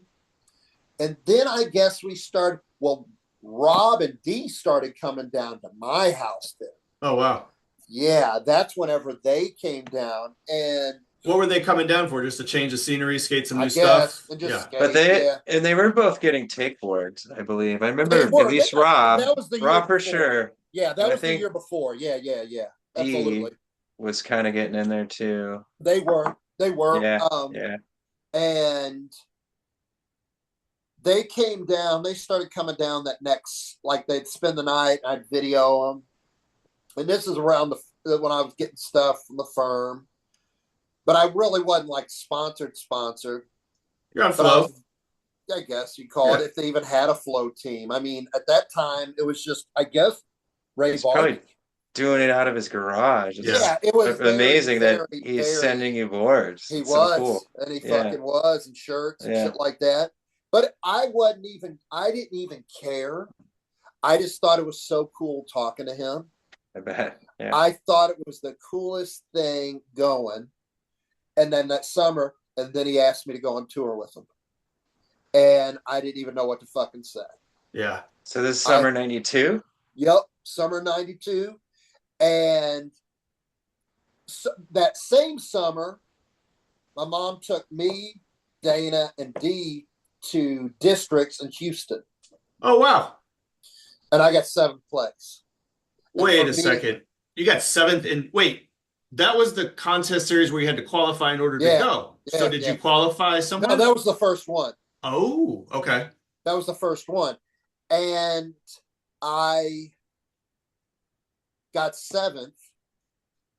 We came back. I started videoing more shit. And that's whenever Lance wanted my videos like all the time then. Yes. After I sent him that switch stuff, I started sending videos all the time. So can I ask you? God, I gotta ask. This is I always get into like, do I remember things correctly? No.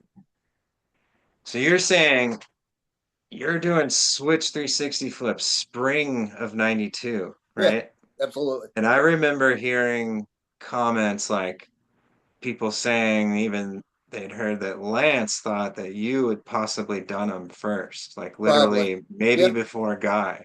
Yeah, Or I at done least them. like Yeah. I Really? thought You I'd heard heard that? that through That's kind of cool. I thought I heard that through the years. It Yeah, could no, it's be probably my true. mind just Probably is. I mean, I skewing started doing shit. them probably, you know how those videos were. I But started doing them probably that spring. and that's when the Guy one comes out in I Pack saw of that video in the Lies. summer. And you had already been doing them, right? Well, Like, and I did had you see that learned, video and you'd already done it? well, yeah, I had Yeah, actually. Yeah. And yeah. those early And nudie what video, about Love Child? Had you seen Love Child? No, none of the Plan B video hadn't even came out. Wow. None and of that stuff came out. those So you early, saw it, you did it before you saw anybody Yeah, doing it, right? right. Yeah. I just did it So that's fucking because, wild. well, I Wow. did it because I could do switch frontside 360 ollies, kind of. They were Yeah. rude, but I thought the coolest thing, which I sat there and I watch videos. I wish I would have learned how to do switch impossibles. Don't ask me why. Huh. I wish I would have. They're neat. Randy yeah. Placer can do it fucking on command. Yeah. It's I don't wild. know. Maybe if I spent time on it, but no, it was just the kickflip or the varial kickflip thing, the body varial thing, and then just the switch kickflip. And then I was like, well, I got to learn 360 flip switch. Yeah, I remember it completely. I got video of it somewhere, all the first ones. And yeah, I think I did them. Honestly, I did it probably on a Devontae Turner board. Yes. Something like that. But I was doing interesting. You mentioned your first regular ones. It's like we all go through it. You had to. I was the same off a jump ramp first, and then fuck yeah. The time it was like I couldn't do it. Whatever. I couldn't do it. I guess the time. I mean, I wouldn't extra time, a little bit of extra time. Yeah. But that summer before I you're back on tour. All this shit. Yeah, I was filming all this shit. Sent that to him, and he says, "What we're going to take you on tour with us because I did that. I got 7th at that contest, and remember there was the districts. Yep. And then there was regionals. Yep. And then there was finals. Yep. They didn't do regionals that year. So if you got in the top 10 of the districts, you automatically went to the finals. And finals were in Encinitas? No, they were going to be back in Houston. Oh. Wow. So he tells me, which I'm like fucking starstruck at this point, like totally freaked out. He's like, we're going to come pick you up on a tour because they're going to do one at Future. Yeah. You live close to St. Louis. We're going to pick you up. We're going to finish the tour off, and we're going to time it, and we're going to go to the finals. So let me interject something here, and I think I've told you this story, Jay, and if I haven't, well, you're going to hear it. We did the demo at Future Skate happened 5 miles from here, and then after the demo, Dan Druff wanted to jam with Lance, Ray, and them. So we went to the house that's 5 blocks from where I'm sitting right now so they could jam. Sure. We walk up to the front door and the house across the street had just burned down. Literally, it was smoldering. And those guys are looking at each other like, what the heck? We walk in. They are of Christian faith. Yeah. Dan's roommate was not. He worked at an adult bookstore. So there was a book on the coffee table that was called was sitting there. Whoa. Yeah. And I remember being like, oh my God. But once those guys were in the basement, Lance on drums, Ray on guitar, Druff on bass was incredible. Oh, I'm sure. Sitting there you remember it clear as a bell. Sitting there with the Grubers, sitting there with Weston Korea listening, like it was insane. But I could barely wrap my head around like, you guys are going to pick up who and where is he from? Yeah. Like, so go on. Fucking weird, isn't it? Yeah. So you guys go meet at Keener Plaza. Keener Plaza. Yep. My mom takes me, and I'm just like, and I'd never been like away from home ever, really. No summer camps, nothing like that. Nothing. And we get there. They get there in a minivan. Lance gets out. I'm like, that's Lance Mountain. And I'd never seen him before. I'd never been to a Lance Mountain demo or anything. And he comes up I got my bag, my board, and they didn't even get out of the van. The other guys did. And Lance is like, "You ready?" And my mom's there and meets him or whatever, and that's it. So hold on. How old are you? I just turned 17. So as a parent, your mom meets him like, okay, have fun. She talked about that. She was just kind of like the same, like, what the hell? You know? She knew I wanted to go so bad. I mean, yeah, it was just like, whatever, you know?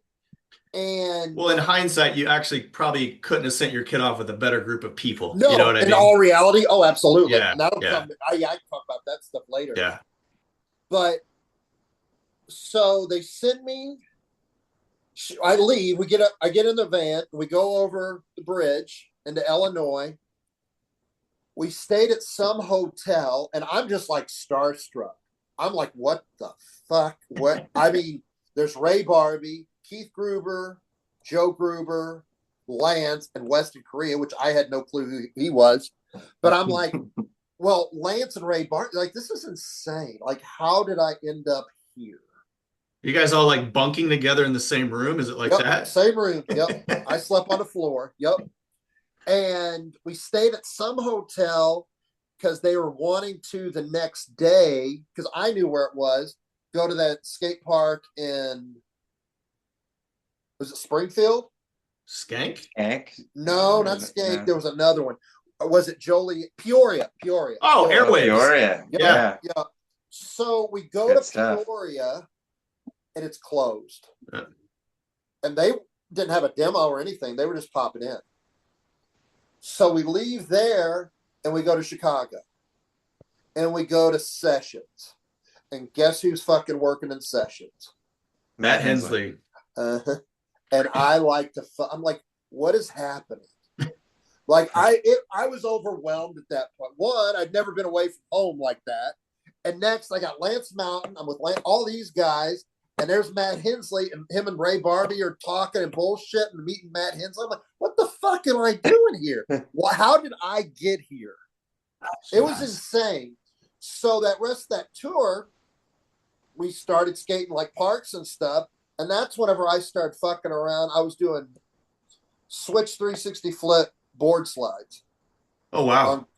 And I could do switch backside flip board slides. Like you're doing a kickflip frontside rail slide, but I was doing that shit switch. And I remember, well, the demos, this is like one of the biggest memories. We ended up staying, it was somewhere maybe in Wisconsin. I remember we went to Rockford. And the coolest thing I remember from that whole trip, because Ray Barbie could skate mini ramps. Yep. Lance clearly couldn't, so could I. The other guys couldn't really. Sure. If I can remember.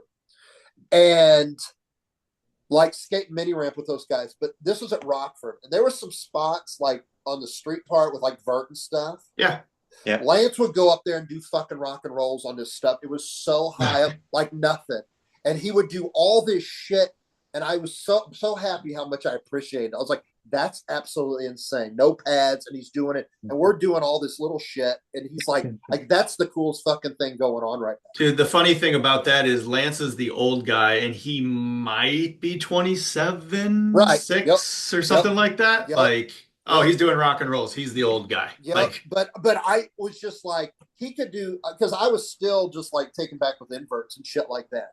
He'd do inverts, do all this shit like it was nothing. And he thought it was like silly stuff. Yeah, it was outdated old stuff. Right. I'm like, are you fucking kidding me? But Rockford was pretty cool. But I remember we ended up, and it had to have been Wisconsin. And it was a real shitty fucking hotel. And we get there, and I remember it like it was yesterday. It was like the coolest thing. Ray Barbie wasn't going to sleep in the hotel. It was too nasty. Just so gross. he was going to sleep in the minivan. And I said, I'll sleep with you. And we slept in the minivan and bullshitted all night long. Just had pillow talk with Ray Barbie in the minivan. And I remember sitting there still. How the fuck am I here right now? Because he was so fucking cool. And he was so fucking good. Yeah. Like, so good. But so then that next day, me and him just started skating in the parking lot. And I got videos of it because I did it when I came home. We were fucking around and I was doing like switch. I don't know what I was doing, but he's like, "Kid, have you ever tried like switch backside flips shifties?" And you know how he'd do them like on his pivot, you know, how he'd pivot. And I learned them right then and there. Like do a backside, like, and do it, you know, but I was doing them switch and I had them pretty much down. And the rest of that tour, I was doing them all the time. So let me ask you this question. You guys are out doing demos, I'm assuming, at skate parks? Yeah. Are you up in the mix or are you hanging back in the corner? Absolutely. No, I remember at Rockford, kids asking for my autograph. Nice. And I was like, I don't fucking even know. You don't even, I mean, I signed their shit. I'm like, this is weird. The reason I asked that question is that could be a little overwhelming. You could just sit in the corner. And at times, too, those tours for the new guy are the testing ground. Is this guy going to skate? Is he not? And I mean, like, but we were like, some of these parks that we would skate. Rockford was probably the best, correct? Rotation station? Yeah. I mean, but I remember a lot of them, us just skating, like me and Joe Gruber, we're just skating the curbs and stuff. And that was it. And it was great. Yeah. And I mean, is there a lot of pressure from Lance Mountain to be like, get out there and skate? Yeah, I was curious. None. The problem was, and you're going to know it, Todd, was me and Weston. What was the problem? From the minute I stepped on the bus, he was a little prick. He was scared of the new guy, huh? Yeah. And he was young too. He was threatened. And I was just like, fuck, man. This is why I'm trying to be as nice, and he's bag on me and shit like that. And I'm just like, fucking, what the fuck? You know? I was like, he made it the worst out of it, but I dealt with it. Whatever. I didn't give a fuck, really. It was what it was. I was like, what the fuck? I'm here. I got a little homesick, got over that. And we just did demos. And we end up coming around. We hit some cool parks. And like by the time I started feeling really comfortable, it was over with. Wait, hold on. Are you guys supposed to end up in Texas? We were. The timing was all off. I was gonna say you're going the wrong direction. No, it never happened. It never happened. Okay. It never happened. It would have been cool. But we ended up going around and coming south, from the south up to Jackson. Because when they dropped me off, it was like probably 4 or 5, 6 in the morning, because they were trying to get back to California. Yeah. And naturally it was like a fucking thing. My mom knew whenever they were coming. And McDowell was there. Everybody was there because they wanted 5 in the morning. They're wanting to meet all these guys because they all Ray Barbie. Everybody, they all came in to use the bathroom and all this shit. And it was like, what the fuck? So wait, did that? Sorry, go ahead. No, go ahead. Did that mess up? Because weren't you on track in the NSA stuff? Or this comes later. It comes back. They didn't have a regional. Oh, that's right. You said it didn't happen. Okay, never mind. Okay. I was under the impression you guys were trying to hit finals in Texas. We were. That was the plan, but it didn't happen. Okay, and then how long were you gone for total? Probably not even 2 weeks. Not even 2 weeks. Okay. So this wasn't like 2 months or anything like that. No. Okay. Like less than 2 weeks. Still a long trip for the first time and the whole thing. Yeah. So that was done. Well, then I just start videoing again, and then we got that fucking contest. Shortly after you got back home. In Houston, yeah. Yeah. And so we pack up, me, my mom, and Dana, and we drive down there because I'm in it or whatever, and we get there, and I'm so fucking intimidated. And at that point, I think Lance gave me some boards, but I guess it was understood that I wasn't going to be on the team. After the tour? Yeah. Was it, hold on, this obviously wasn't based on capabilities. I don't know what it was about. Is it jiving with the crew, i.e. I don't know. Maybe Weston didn't want me on the team. I don't know. Weston poisoned the well. I don't know. I really don't know. And look, whenever we left, when I left the tour, me and him got along. I was bummed when it was over with. We were all getting along. Okay. Great. I can imagine. I can it might have been imagine a money thing. Yeah, I mean, it is the firm, it was a small operation, but he was running it out of his garage at that point. Man. No, it wasn't. I didn't give a shit. I was just like, fuck, this sucked, whatever. He gave me a couple boards, if I can remember right, and that was it. And we kept talking. So we go to Houston. That was 92. And that was the contest that Matt Beach won. Yep. And Andrew Reynolds got second. And every fucking person in that contest turned out to be like, Jamie Thomas was there. Yeah, everybody. Every fucking person. I remember that. Every skateboarding legend was there. Did Reynolds win that? What's that? Division? Yeah, Did Reynolds I think win? he got second. Matt Beach won. Second. Yeah. Oh, you said it. Yeah. Yeah. I think I'm thinking that photo of Reynolds as a kiddo, like backflipping. Backlip. Yep. He did all kinds of shit. Yeah. And everybody was doing all this shit. I remember Jamie Thomas doing Benny Hanna's over the fucking pyramid and all kinds of shit. And just But this is the one before the orange ramp, 93. Yeah. Sorry. Put the timing on it. But so the one thing that sticked out of my mind the most was Dwayne Petrie. Oh, wow. He was there. And he was just a pro, just chilling. He had real long hair, and he was so fucking good. Dude, it's amazing. Those pros that came out of Louisiana from that period, like Charlie Thomas and Dwayne Petrie, Shannon May, those guys kind of flew under the radar for some reason. And they would always be like, that was the contest where all of them were. Yeah. They were all there. But Dwayne Petrie was so good. He stuck out. He was by far the best. And some guy came up to me. He turned pro, and he was from Texas. And I got to know him. Was it Jeff Taylor? Yeah. I rode for Powell at the time. Yep. And he came up to me because we got from that last contest. And he said, that's the best fucking guy here. Dwayne Petrie. Dwayne Petrie. And I sat there and I saw him do like some shit off this little ramp. He was just so good. And he did like this fucking, like a switch frontside 180 ollie. And it was so high. He did that. But he ended up 360 ollieing the whole pyramid. Oh, wow. And that was unheard of for that time and for the contest. And Wait. he did it so good. This contest is in 1992? Is that what you're saying? Yeah. Oh, wow. We'll get to this, but we go back down there a year later. Yes. Yeah, that's the orange and blue. Yes. They're all orange. Yeah, 93. Yeah. So do you remember that? But they were blue at the time. Yes, they were. Yeah.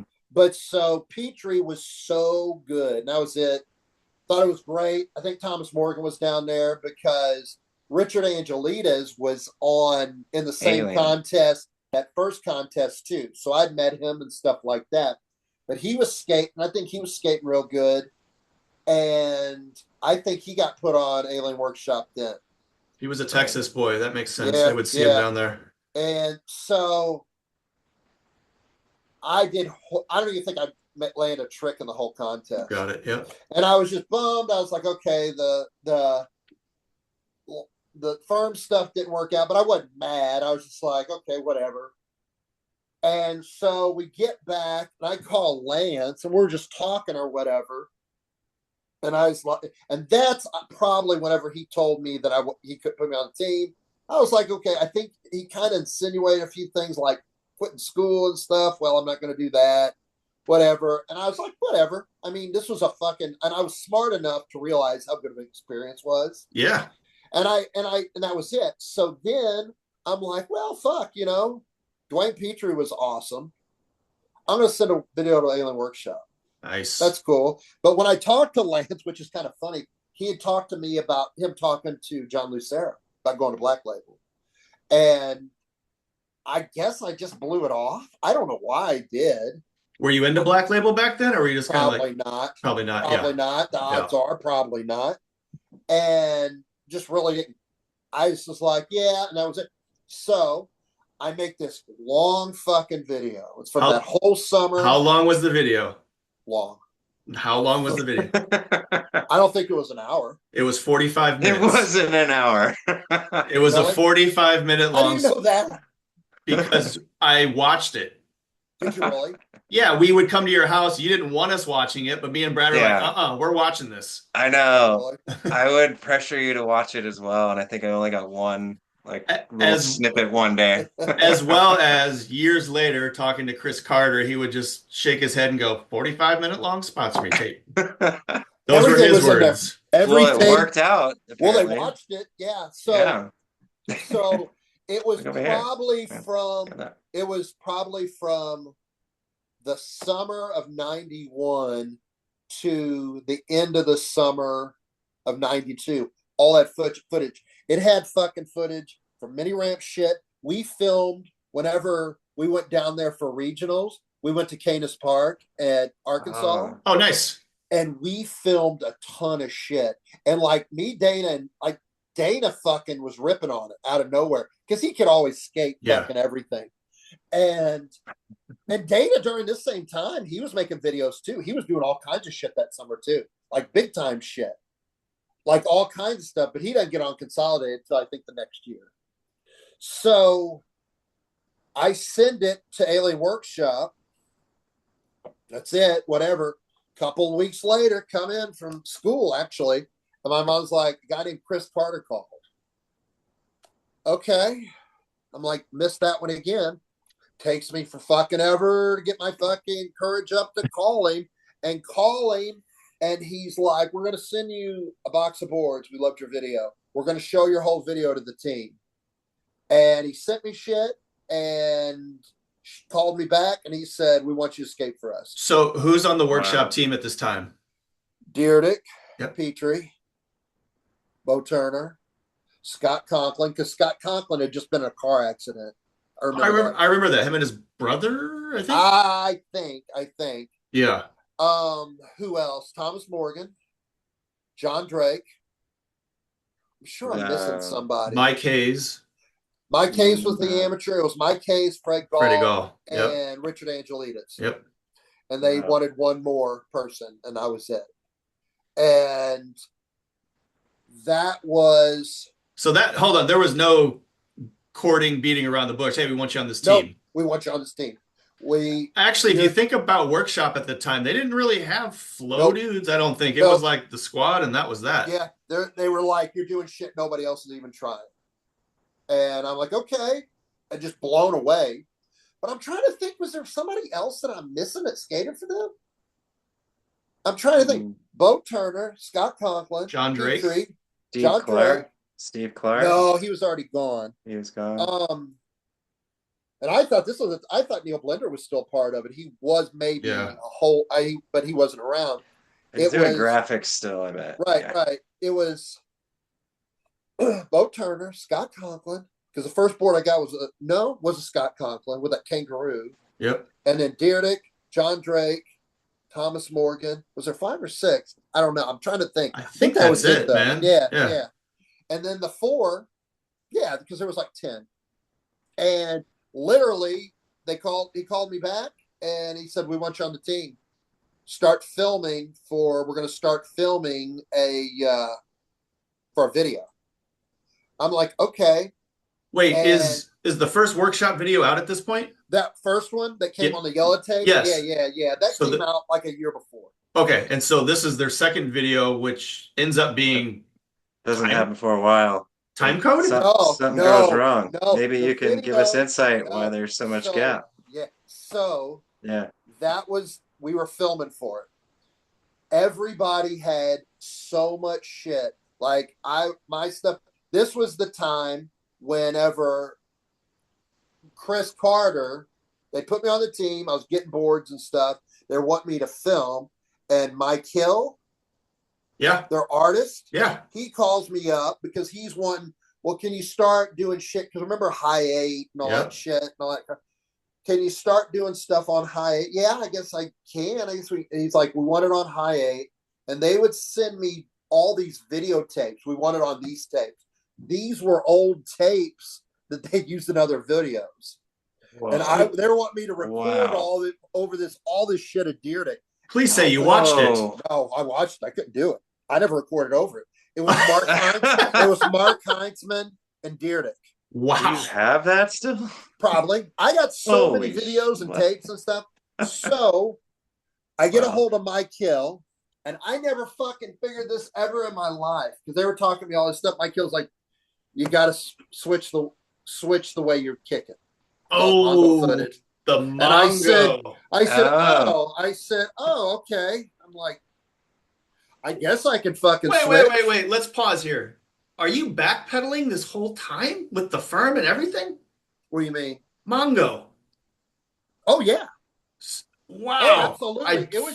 It was all Mongo. It was just because I was doing shit nobody had done. You were doing switch as well, so it probably... I was doing, and it threw people off so bad. And then, like, I would do like switch 360 flip, like lip slide stuff. They thought it was regular. Like, God, this guy just sucks. No, everything's switched. That is incredible. And then I do it redder, so I had to fucking refilm stuff, and I'd done a bunch of shit that was like, I'm like, I don't know if I can ever even fucking do that trick again. Sure. I was like, because I was bad about that, filming it and being done with it, like something really, really hard that would take me forever. Yeah. And that was it. So I talked to Mike Hill about it, and I'm like, okay. So I did, and it was fine.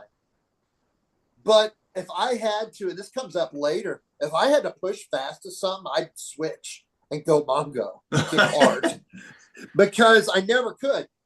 But that was, and so I switched doing that, and then they wanted me to come to Ohio to video. They wanted to meet me. Yep. And that's whenever me and Sharp go to Dayton, Ohio, and stay there a few days and video there. And it was Deerdick and John Drake, and it was fucking great. I got along with them great. And this is when the visitor center's going on, that little skate park they had. Yep, that's where I went. Yep. And are they're not in Cow Skates anymore. They have their own building, right? Yeah. Oh yeah, they had their own building. Okay.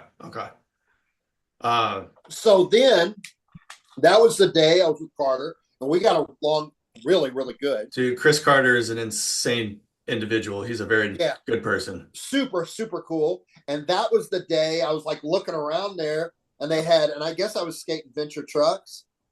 They had some Gull Wings there. I was like, oh, these are the new Gull Wings. I said, where'd these come from? And he's like, Ray Underhill sent them to me. I was like, huh? And he's like, you want them? I'm like, sure. Put them on, started riding. I'm like, fuck, I'm going to send them a video. Probably when I get back, I send them a video, and Ray right afterwards, he calls me right back. He's like, you want to skate for Gull Wing? I'm like, sure. Yeah. So all that shit happened. Snowballing starts happening. Yeah. Oh, yeah. So, and I was making like a video, trying to make a video every week to send to Carter. Wait. Are you guys actively filming for a video project? Yeah. So you're just kind of sending them footage, like everything I fucking could do for a video. Yeah. And I was coming up with shit like every fucking week, and this, that, and the other. And then we just skating and stuff like that. Dana was full fucking tilt boogie then too, skating again for sure. And he was making videos and stuff and figuring out what he was going to do. McDowell had already quit. It was just me and Dana. And we went to a contest in Rockford. And this is the part where Tim Bruns comes in the picture. Because I guess we were skating a lot with him, like going to like Oak Hill and stuff. And Tim was very young. I was 17. Dana was probably 18. And Tim was very young. Well, Dana had a girlfriend. We're like, okay, we're going to go to this fucking contest in Rockford. It was after Christmas. Yep. And we go up there, all of us, and Tim goes with us, and I won the amateur division. And it was all guys that turned pro below me. And who were some of the people up there? Fuck. The guy that got second was Dave Mayhew. Oh, yeah. Absolutely. Yeah. And then a bunch of other, I don't remember their names, but like I Milwaukee saw guys, Green Bay guys. Yeah. Aaron Snyder. Yeah, he was in it too. Tyrone Olson. But Dana did real good in his division. He was in the unsponsored. And that was at the end of fucking 1992. Got first place. We come back through. And I guess, where the hell did Dana go? Maybe, I don't know where they went, but it was just me. Maybe we went back to my house. We were bringing Tim back. we decided to go to Alter just for the hell of it. And it's just Glenn. Is he wearing a leather jacket? I don't remember. I remember probably Natty was there, the dog. Yeah. And we go in there and we get talking. And I'm telling him all this shit, like, and I skate for workshop and da-da-da. I'm pretty sure he didn't fucking believe me. I mean, I'm just like telling him this shit. Tim's with me.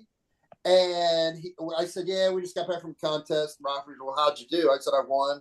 He's like, you have a shop sponsor. And I was like, no. He's like, you want one? Sure. And that was the Alter, the way that shit happened. Nice. And Team Onion. Team Onion.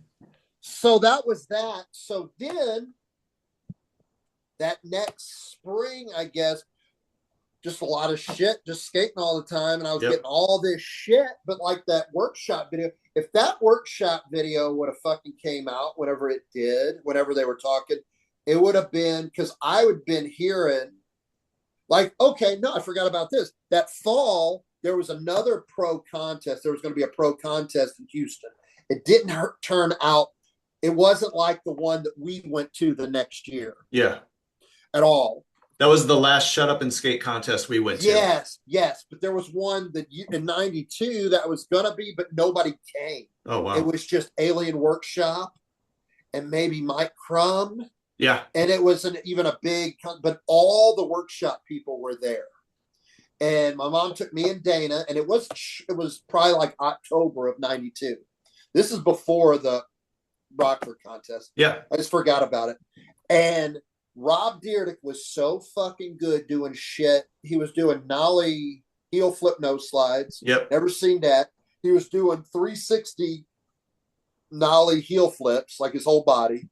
I think he nollie nose slid that fucking rail. The one that you're talking about, Andrew Reynolds had the back lip on. Yeah. But to do a nollie, nobody even did that shit. Yep. And he was doing nollie heel flip tail slides down some kind of rail thing. And then Richard Angelitas was like really, really, really good.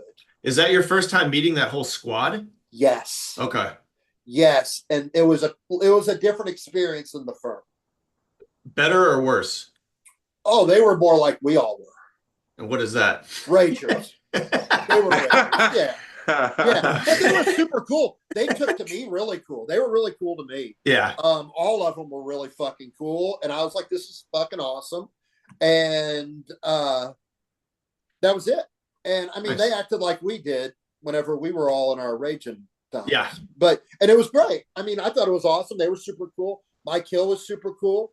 Carter was fucking great. And that was it. And then 93 came and we were just filming. Dana went to California and he ended up getting on Consolidated. Yep. And then I was on Workshop and they were sending me a ton of shit, like a lot of shit. You were getting packages like real frequently, like weekly, I could get them every week. Yeah. Anytime I wanted anything, I'd call him. He'd send me stuff. I remember that. They were coming in quickly, like not big packages, but just consistent. He'd give them to me. I'd get them every week. I could have wrote, and they did wheels and they did boards and all the clothes and stuff. And then they started slowly getting bigger. Yeah. Bigger. And that summer, spring, Dana went to California, came back. It went real well for him. He got on Consolidated. I sent a video to Vision Streetwear shoes. Yep. Got on them. And that's whenever, because Ray Underhill was really good to me. And Steve Saez was there and all those guys. And they started that company, Entity. Yep. Entity, yeah. And they asked me to go pro for them. For Entity? Really? Yep. Huh. That summer. I don't think I'd turned 18 yet. So wow. Ozzy Alvarez was pro for them. He was the one. I was talking to Ray,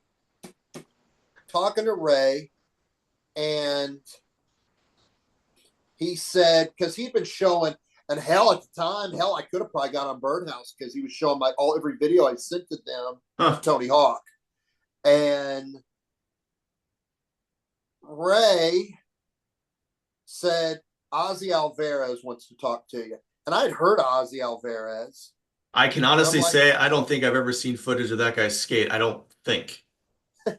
Right? Like he wasn't like out there. No. Yeah. He skated for Yeah. Zorlak, you know, it's it. Zorlak, okay. Yeah. So I get a hold, he calls me.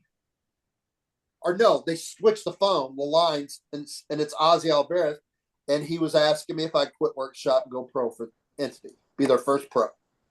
What was your response? Were you just like, I was like, are you fucking serious? I was just like, really? I was blown away. Looking back on it now, I should have fucking done it. For the hell of it. But at the time though, because before that, me and Dana and Bruns and my mom, was there anybody else, went back down to Houston for the regionals in '93 and they got canceled. Did Brad go with you guys? Probably. Yes. Did you guys, you got real hot. You guys went to a baseball game. Yes. Went to an Astros game. Yes. Before they moved. But we did not skate. It rained. Yeah. It rained and it got canceled and it was a bust. But I remember talking to people and I realized how fucking big Alien Workshop was. Yeah. It was definitely on its way up, man. And they were like, that's fucking better than being on Plan B and all this shit. And I'm just like, fuck. All these guys are so fucking good and whatever. So whenever Ozzy Alvarez asked me that, I think I thought about it and I told him, no, I appreciate it.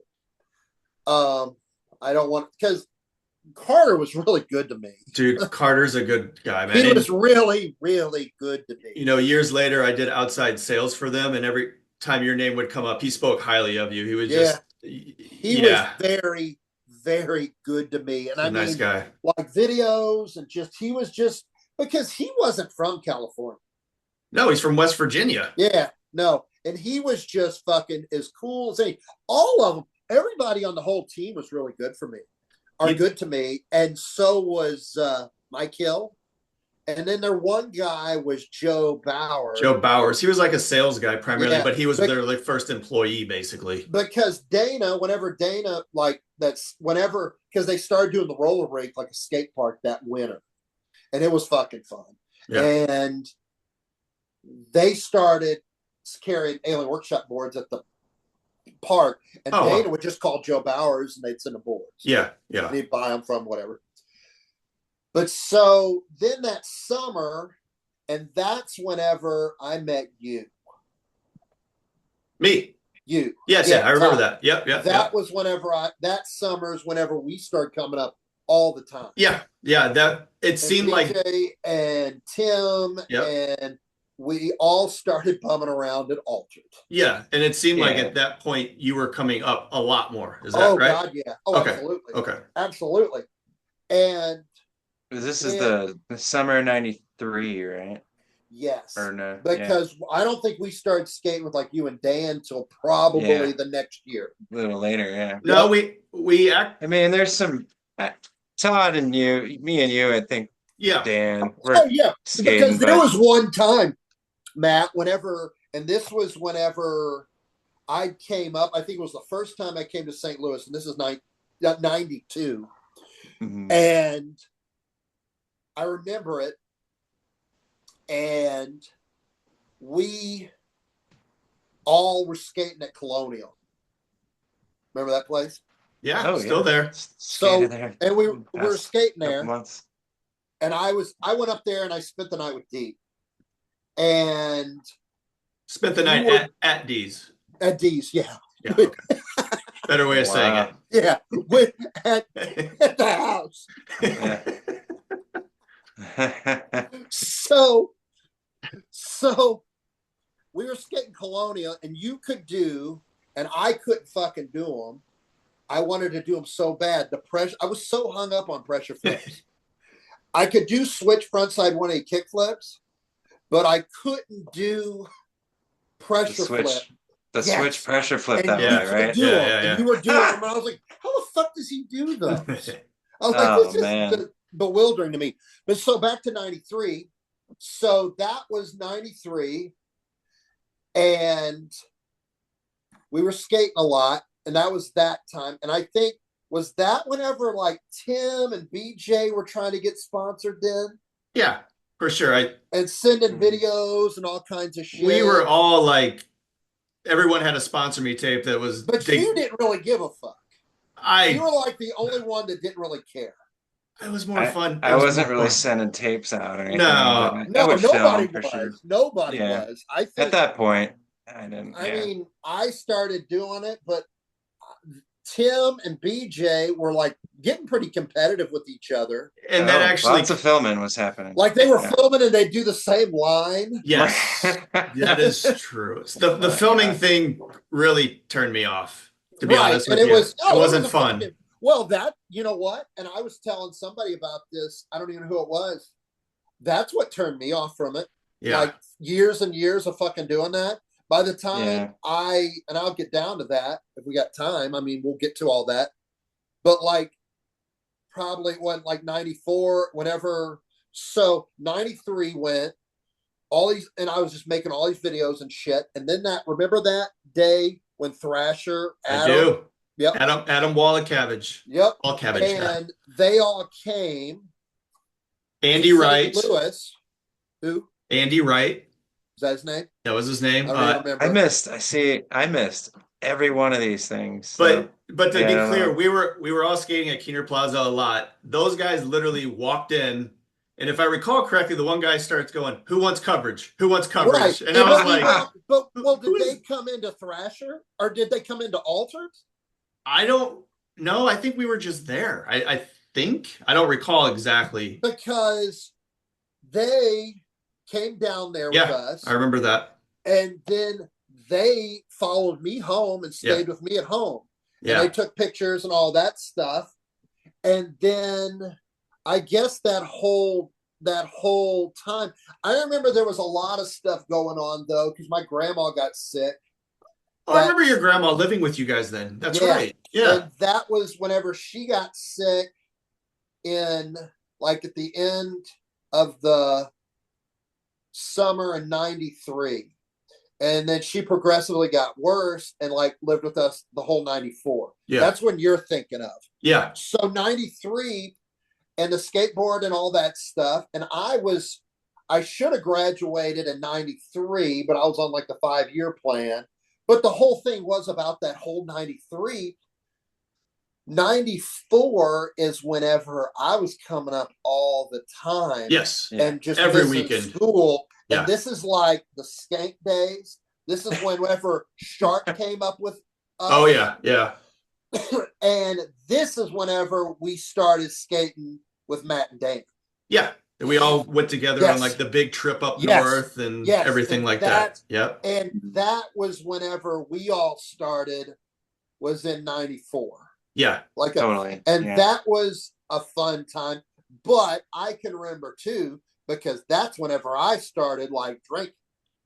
It came shortly after that. Yeah. A couple years after that. But it's. I remember getting drunk a couple times in 94 because I remember the first time I drank, it was with Ron and Mike and Bruns, and it was in Cape, and we went to Ryan's trailer, and I drank like 2 40s of Old English. Oh, there you go. But remember those fucking times whenever I would be with you, and then you throw in Creason. I haven't even thrown in Creason. Yeah. Remember, I would get so drunk. I remember. And you would like babysit me the whole night. Oh, I remember. 94. I was still in high school. But so then I graduated, and that was whenever BJ was skating for Jugs. Yes. Yeah. And I was getting sick of skateboarding because I was sick of all the fucking filming and all that stuff. But I was like, the natural thing was to go to California. Yep. And I didn't want to. Well, but I was like, well. Rewind, you're missing a piece. So Brad's getting boards from Jugs Clothing. And they also had a board company called Clout. See, I forgot the name of that. But Brad.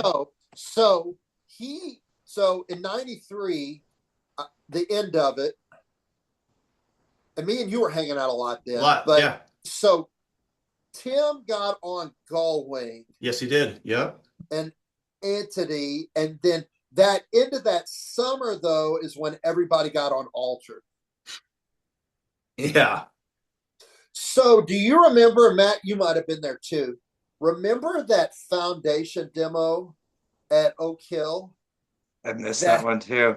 I missed that. That was incredible. That Steve Olson did that hard flip over that trash can. Yes. Because I videoed it. Yes. No, you filmed that? I filmed one of them. Well, okay, so the one that ends up in the video? Because it's in like a foundation video. No, I videoed Steve Barra 50-50 in that rail. At the arch. Yep. Yes. But, really? Yeah. Yep. But whenever Steve Olson does that thing, that hard flip over that trash can. I think he does it over a tire, actually. Yeah. Oh, okay. Yeah. I'm standing there filming. The video that I took was way better. My video was great. And I wasn't using my camera, but it looked fucking great. It didn't look that great whenever it's weird looking on the other footage. Yeah, but the video that was, and it might have been, I don't know whose camera it was, but mine looked so much better. When I saw that, I was like, what the fuck? Wait, who was at that demo? Steve Barra, right? Yeah. Who did you just mention? Steve Olson? Steve Olson. It wasn't everybody. There. Was like young Heath Kirchart there? Probably. Josh Beagle? You might have been on. Yeah. Okay. Probably. Okay. Yeah, I remember that. So we're going to 94. Do you remember whenever, and I don't know, it was us, whenever like Big Brother came through? Yeah, absolutely. And we I missed. And we just got like a tip from Glenn. Yeah. We met there and went with them. Yeah, we went to a ramp in North County up by Bigfoot. Yep. Glenn got a photo skating some weird BMX vert ramp thing. Yep. And we got to meet Barra, and Barra told us he was coming back through. That's right. That is correct. But would that have been for the Trans World thing? Yes. Absolutely. Okay. That's when Barra fell in love with Druff's girlfriend, Stephanie. That's right. There's your photo right there, Jake. Yeah, that's it. And I don't even remember that. I do. I remember me and you riding around with him in your brand new Mustang. Yep, had that Mustang that I had for Dude, I remember the Mustang. Yep. But when I'm first getting to meet you. This is the whole time whenever we started hanging out with you. Yeah, for sure. But Barra, I stayed with Barra at what's his face's apartment. Steve LaPiccolo? Yep, that's right. Piccolo. Yep. And Steve was just here a few weeks back, and he was staying with Steve LaPiccolo still. Really? Oh, so wow. they're still good friends. They're still good buddies. Apparently, he's a real estate agent here around town. Really? Yeah. That's pretty crazy. Yeah. But so that was, that was whenever everybody graduated. We graduated from high school in 94. Yeah. Yes. And that was a fun time, man. Like, I just remember staying up really late and waking up really early to go skate. Like, there was a lot of that. Oh, really? Yeah, absolutely. But I remember, and we hung out with Druff a lot. Yes, we did. It's funny. His house is where we used to go is 5-6 blocks from where I live right now. It's just down the way. Really? Yeah. Yeah.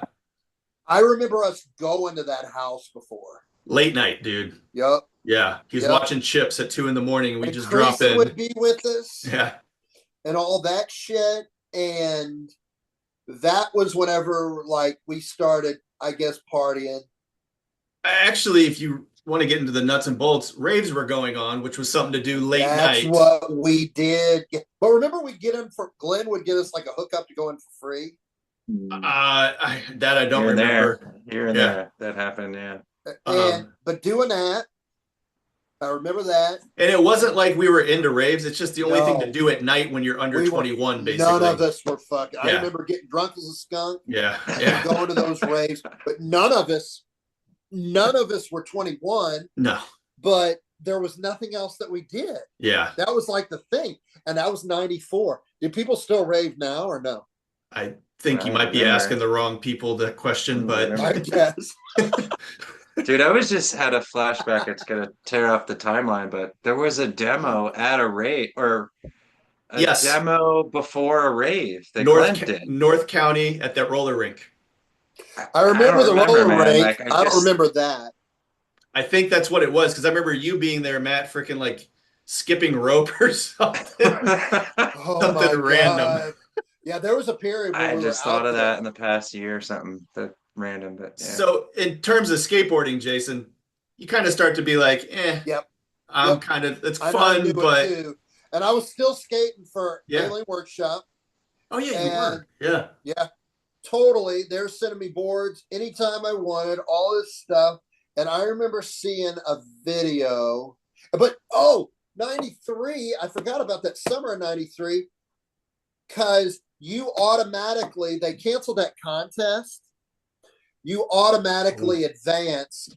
And that's whenever I went out there and met with Chris Carter. And because that was the Markovich picture.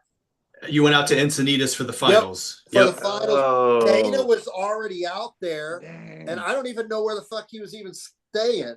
But I got out there. Chris picked me up. And that was that contest. I think I did a switch 360 flip on the bank in the contest. But I didn't do any good. But that's when I met Fred Gall and his whole crew. And met everybody there. I met Tory Betcher. Oh, wow. Remember, he was, but I met everybody. I met Ray Underhill. Everybody was there. Everybody. Huh. And Dana was there. So we kind of hung out there. Fred Gall was super cool. He was young too. Richard Angelitas was there. Bill Weiss was there. Yeah, I remember. All the Alien Workshop, like Deerdick, Alfonso Rawls, everybody. There it is. And we were all staying. The picture? Yeah, that's it. I'm set. Did you know they made a sock? You're on like a sock. I've seen that somewhere. Did you see that? They made socks of this, and you're on a sock. Matt, point to Jason in that picture. Isn't that you? No. Yeah, you're right there. Yep. Yeah, there he is. Yep. Because we'd all skated like the ledges, and they had these things that we were doing shit over, and it was really cool. But then everybody went to that. It was all at the same school, and fucking Jamie Thomas was there. Didn't Deerdick switch Elliott? Yes, he never made it. Like really? He didn't make that? Never landed it. Oh wow. There's a photo that's really cool. Yeah, he ate it so many times. Damn. Alfonso Rawls didn't do anything. Yeah. Bill Weiss tried and just fell over into it. Kane Gale, remember that guy? Oh yeah. He was doing all kinds of. He was like 180 in it, real easy, and just doing shit down it. And then Markovich kick flipped it, and it was like that's the coolest thing I've ever seen. So wait, that was in 93 summer? Summer 93. Okay. And it was absolutely insane because Deerdick was trying to switch Elliott, and that was absolutely unheard of. Yeah. Something that big. And he just kept killing me. And I remember Carter was saying, like, he won't walk for another week, for a whole week. He's done. And that was it. I think Jamie Thomas was doing like 180s and stuff. Everybody was like 180 in it and stuff. Did you come back from that contest like juiced up, or were you turned off? No, totally juiced. Okay, got it. Totally. I thought it was awesome. Yep. Had a good time, the whole bit. And then that's whenever, like Thrash and all that stuff. Yeah, for sure. That was it. I forgot about that trip to California. Yeah. Because that was a crazy summer. That was like, I would say the peak. If I could have that was like my peak. Absolutely. But I think really I'd gotten too much fucking shit too quick, and I was just done. What do you mean? Like, too much shit too quick? What do you mean? Too many sponsors, all these sponsors, all this stuff, and I was overwhelmed by it. Yeah. But I think it was more 94 whenever we all started, and that's whenever I was like, huh. But the one thing that I was like, I can't even compete with these guys was I saw an ad of, there was that time whenever Bear came, Bear 50/50 that rail at the arch. Yep. And that's whenever we started hanging out with Harms. Yes, a lot. But it was later, I guess, because, and then it wasn't then. Because there was those pictures of us in Thrasher. And I was like, can you really remind me what pictures in Thrashers are? Those were. Is that the Bruns doing like a? Bruns is doing some kind of kickflip. He's doing a backside flip at Keeners 3. And I was switch 360 flipping this bank, in Jackson. Oh yeah, that's keep right. off the wall. That's right. Yep. Yeah. No, it wasn't that one. It was a different one. Oh, it was. Yeah, it was a pretty tight bank.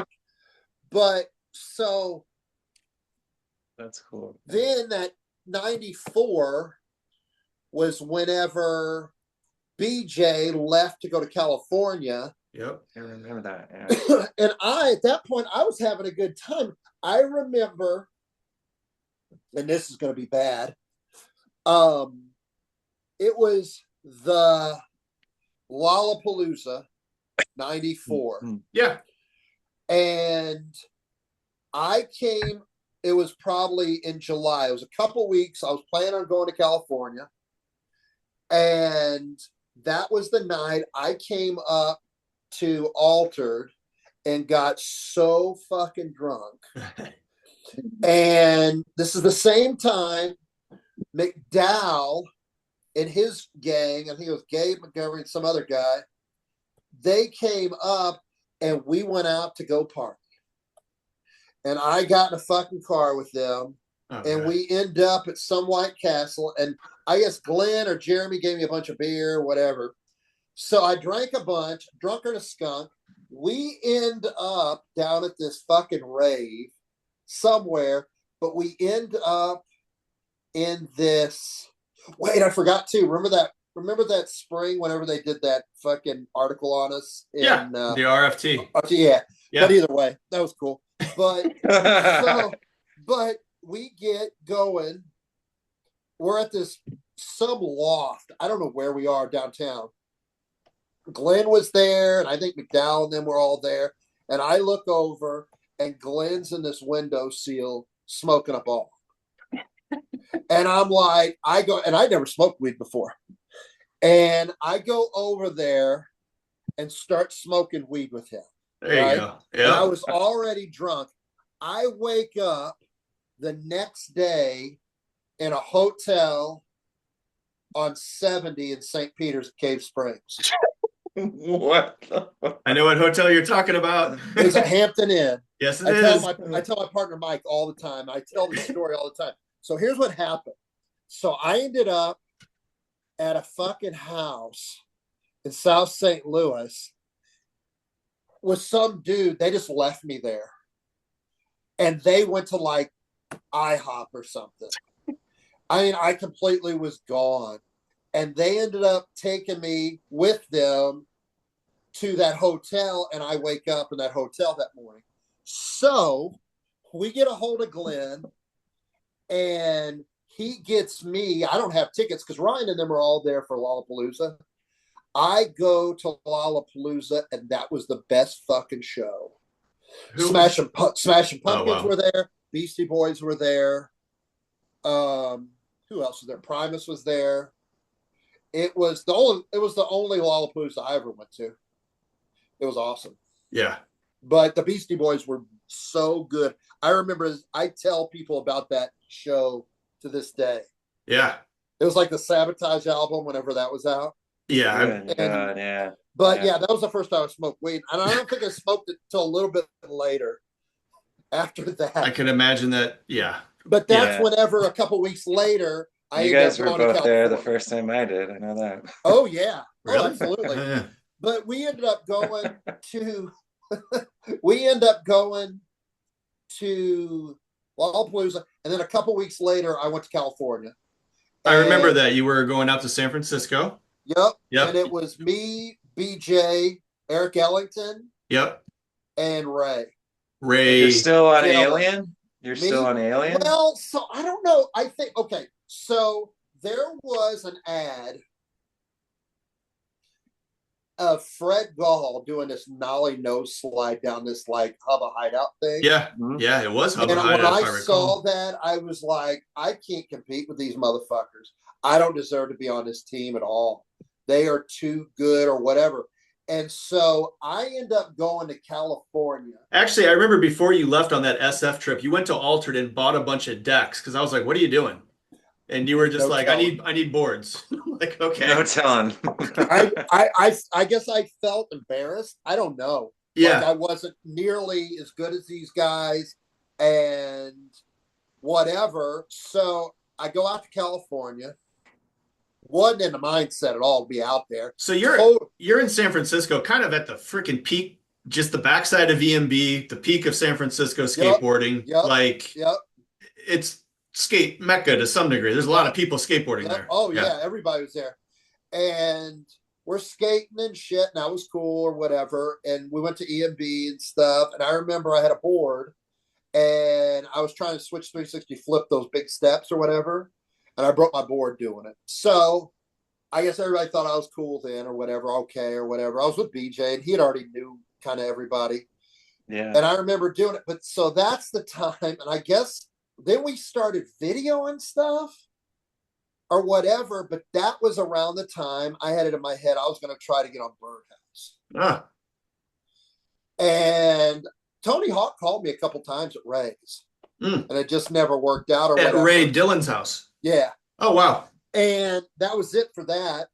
And I guess I ended up going and staying with Dan Druff. Yeah. Yeah. And that was awesome. Yeah. Because he's in San Francisco at that time? Yep. Yeah. And I stayed with him and it was awesome. Dan was fucking great. And we ended up, I skated a few more I stuff. And then I was like, fuck it, I'm going home. I don't know. I think it was just too overwhelming for me or whatever. But then I got back home and called Chris Carter and told him I quit. Oh, really? Yep. Yep, I just quit. Yep. Was he shocked? Like, why? Yep. Yeah. Yep. I said, I just am done. I quit. And I quit. And then I think I probably got off the phone and called Ray Underhill and asked if I could skate for Entity. And he said, sure. Oh, you got boards from Entity? Uh-huh. I remember, yeah. Oh, yeah. I we were friends with you then, Matt. And Dan and everybody then. And Carlson and everybody. Yeah. But, yeah, and I came back in 94 and I didn't know what the fuck I was going to do at all, really. And my mom was pissed at me, kind of. Not really pissed, but like, you're going to college, or what are you going to do? You're kind of at the age, like, what's the next step, right? What's the next step? And my grandma had moved in with us, and she was getting sicker. And and I think it was just basically back and forth from St. Louis, us skating. I'd even talked about borrowing money from her, start a skate company. Oh, wow. And I was getting gull wings, and I was getting Entity boards, and Ray Underhill would literally send me boxes of boards. Oh, sick. And I think they were even making wheels, because I think everybody was making wheels. And that was near the time I left all my shit at Ray Dillon's, and it was like an act of Congress to get that shit back. What do you mean you left your stuff there, like clothes? I left because I left and went to clothes, skate stuff, whatever. And I talked to him, sent it back. I was talking to BJ because I went to Dan's, right? Yeah. And then I just left. I was done. I was bummed about the whole thing, I guess. I don't know. It's weird. Why? Why were you bummed about it? I think I was overwhelmed. Yeah. I didn't think I was good like enough to be 18 at this point? You 18 19, or 19? Just turned 19. Just turned 19. Yeah. I was overwhelmed. I thought I was getting too old. Have you been to this is your first time going to San Francisco too, right? Oh yeah. That's an overwhelming city. Oh, it totally was.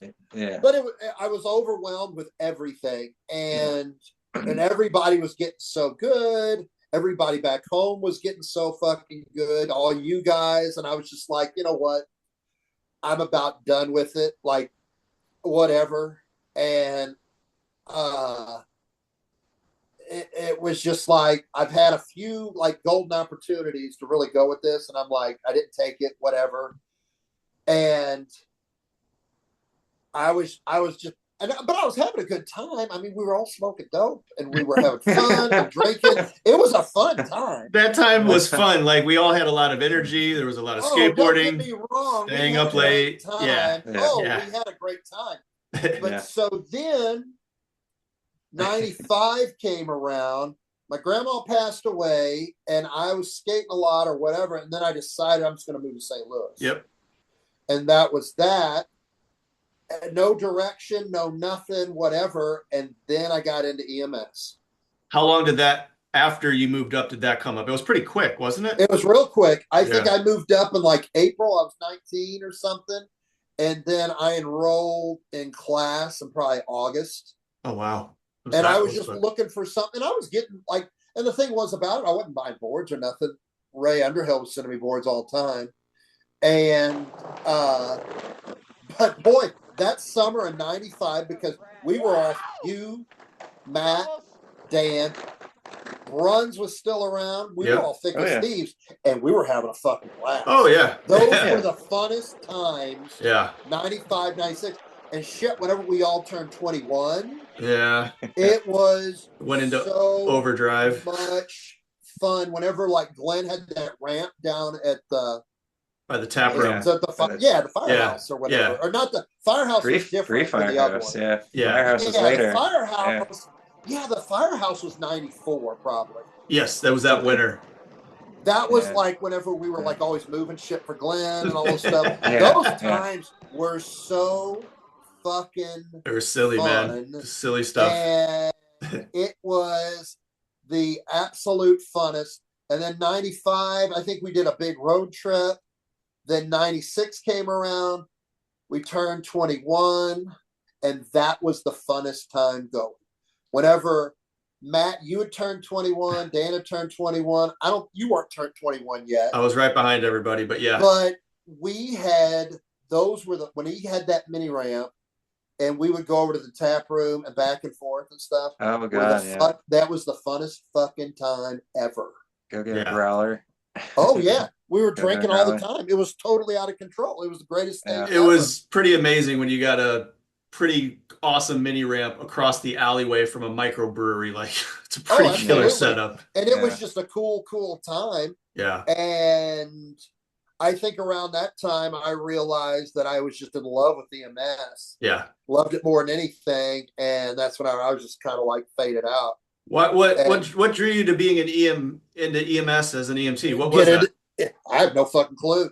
No idea. Have no idea. Just have to make a decision and do something, and that's what I'm going to do? Yeah, and that was it. And here, it's going to be 30 years next year. Wow. Yeah. So, and I mean, so that was 95, 96, but we all still hung out. Yeah. And I started working for the city in the beginning of 98.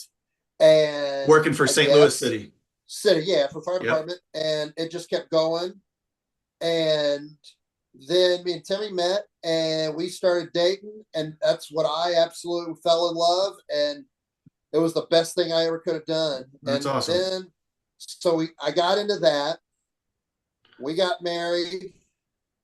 And that probably about a year or so, my drinking got really, really bad. Yep. Like really, really bad. It should have fucking killed me. I've been sober almost 16 years. Awesome. And it should have killed me. But from like 2002 to now, I've just, found God, sobered up.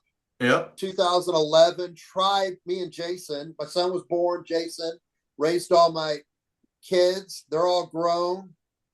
And from like 2002 to now, it's been a fucking trip, man. A total trip. Yeah. I quit drinking on the 15th of January, 2000. Was it 2009? Oh, wow. And I worked for the city. I went back, got my paramedic license, got promoted there, and ended up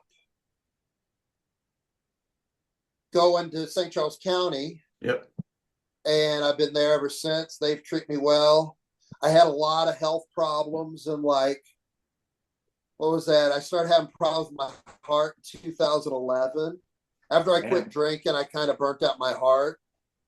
And 2012, I started having a lot of stuff, and I had to get total from like 2012 to 2016, 3 ablations where they go in and just burn stuff out. Yeah. And I got shocked. I got cardioverted 3 times.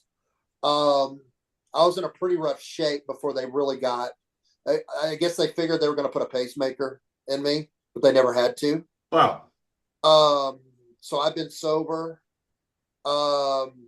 Ethan, he's 33. He's superintendent. Who's Ethan? Parks and Rec. Ethan's my oldest. Nice. All my oldest stepkids, but I hate calling them stepkids. Yeah, I got you. Yeah, it drives me fucking crazy to even say that. I don't. Yeah. And then Jessica, she's a social worker in Franklin County. Oh wow. She's married. Brittany's a school teacher. Teaches first grade or kindergarten, first grade. And Jacob, he's a machinist. And Jason is a paramedic. He's 21 and he's in Joplin. And he's about to graduate. He works in Kansas, but he's about to get out, graduate. He better graduate in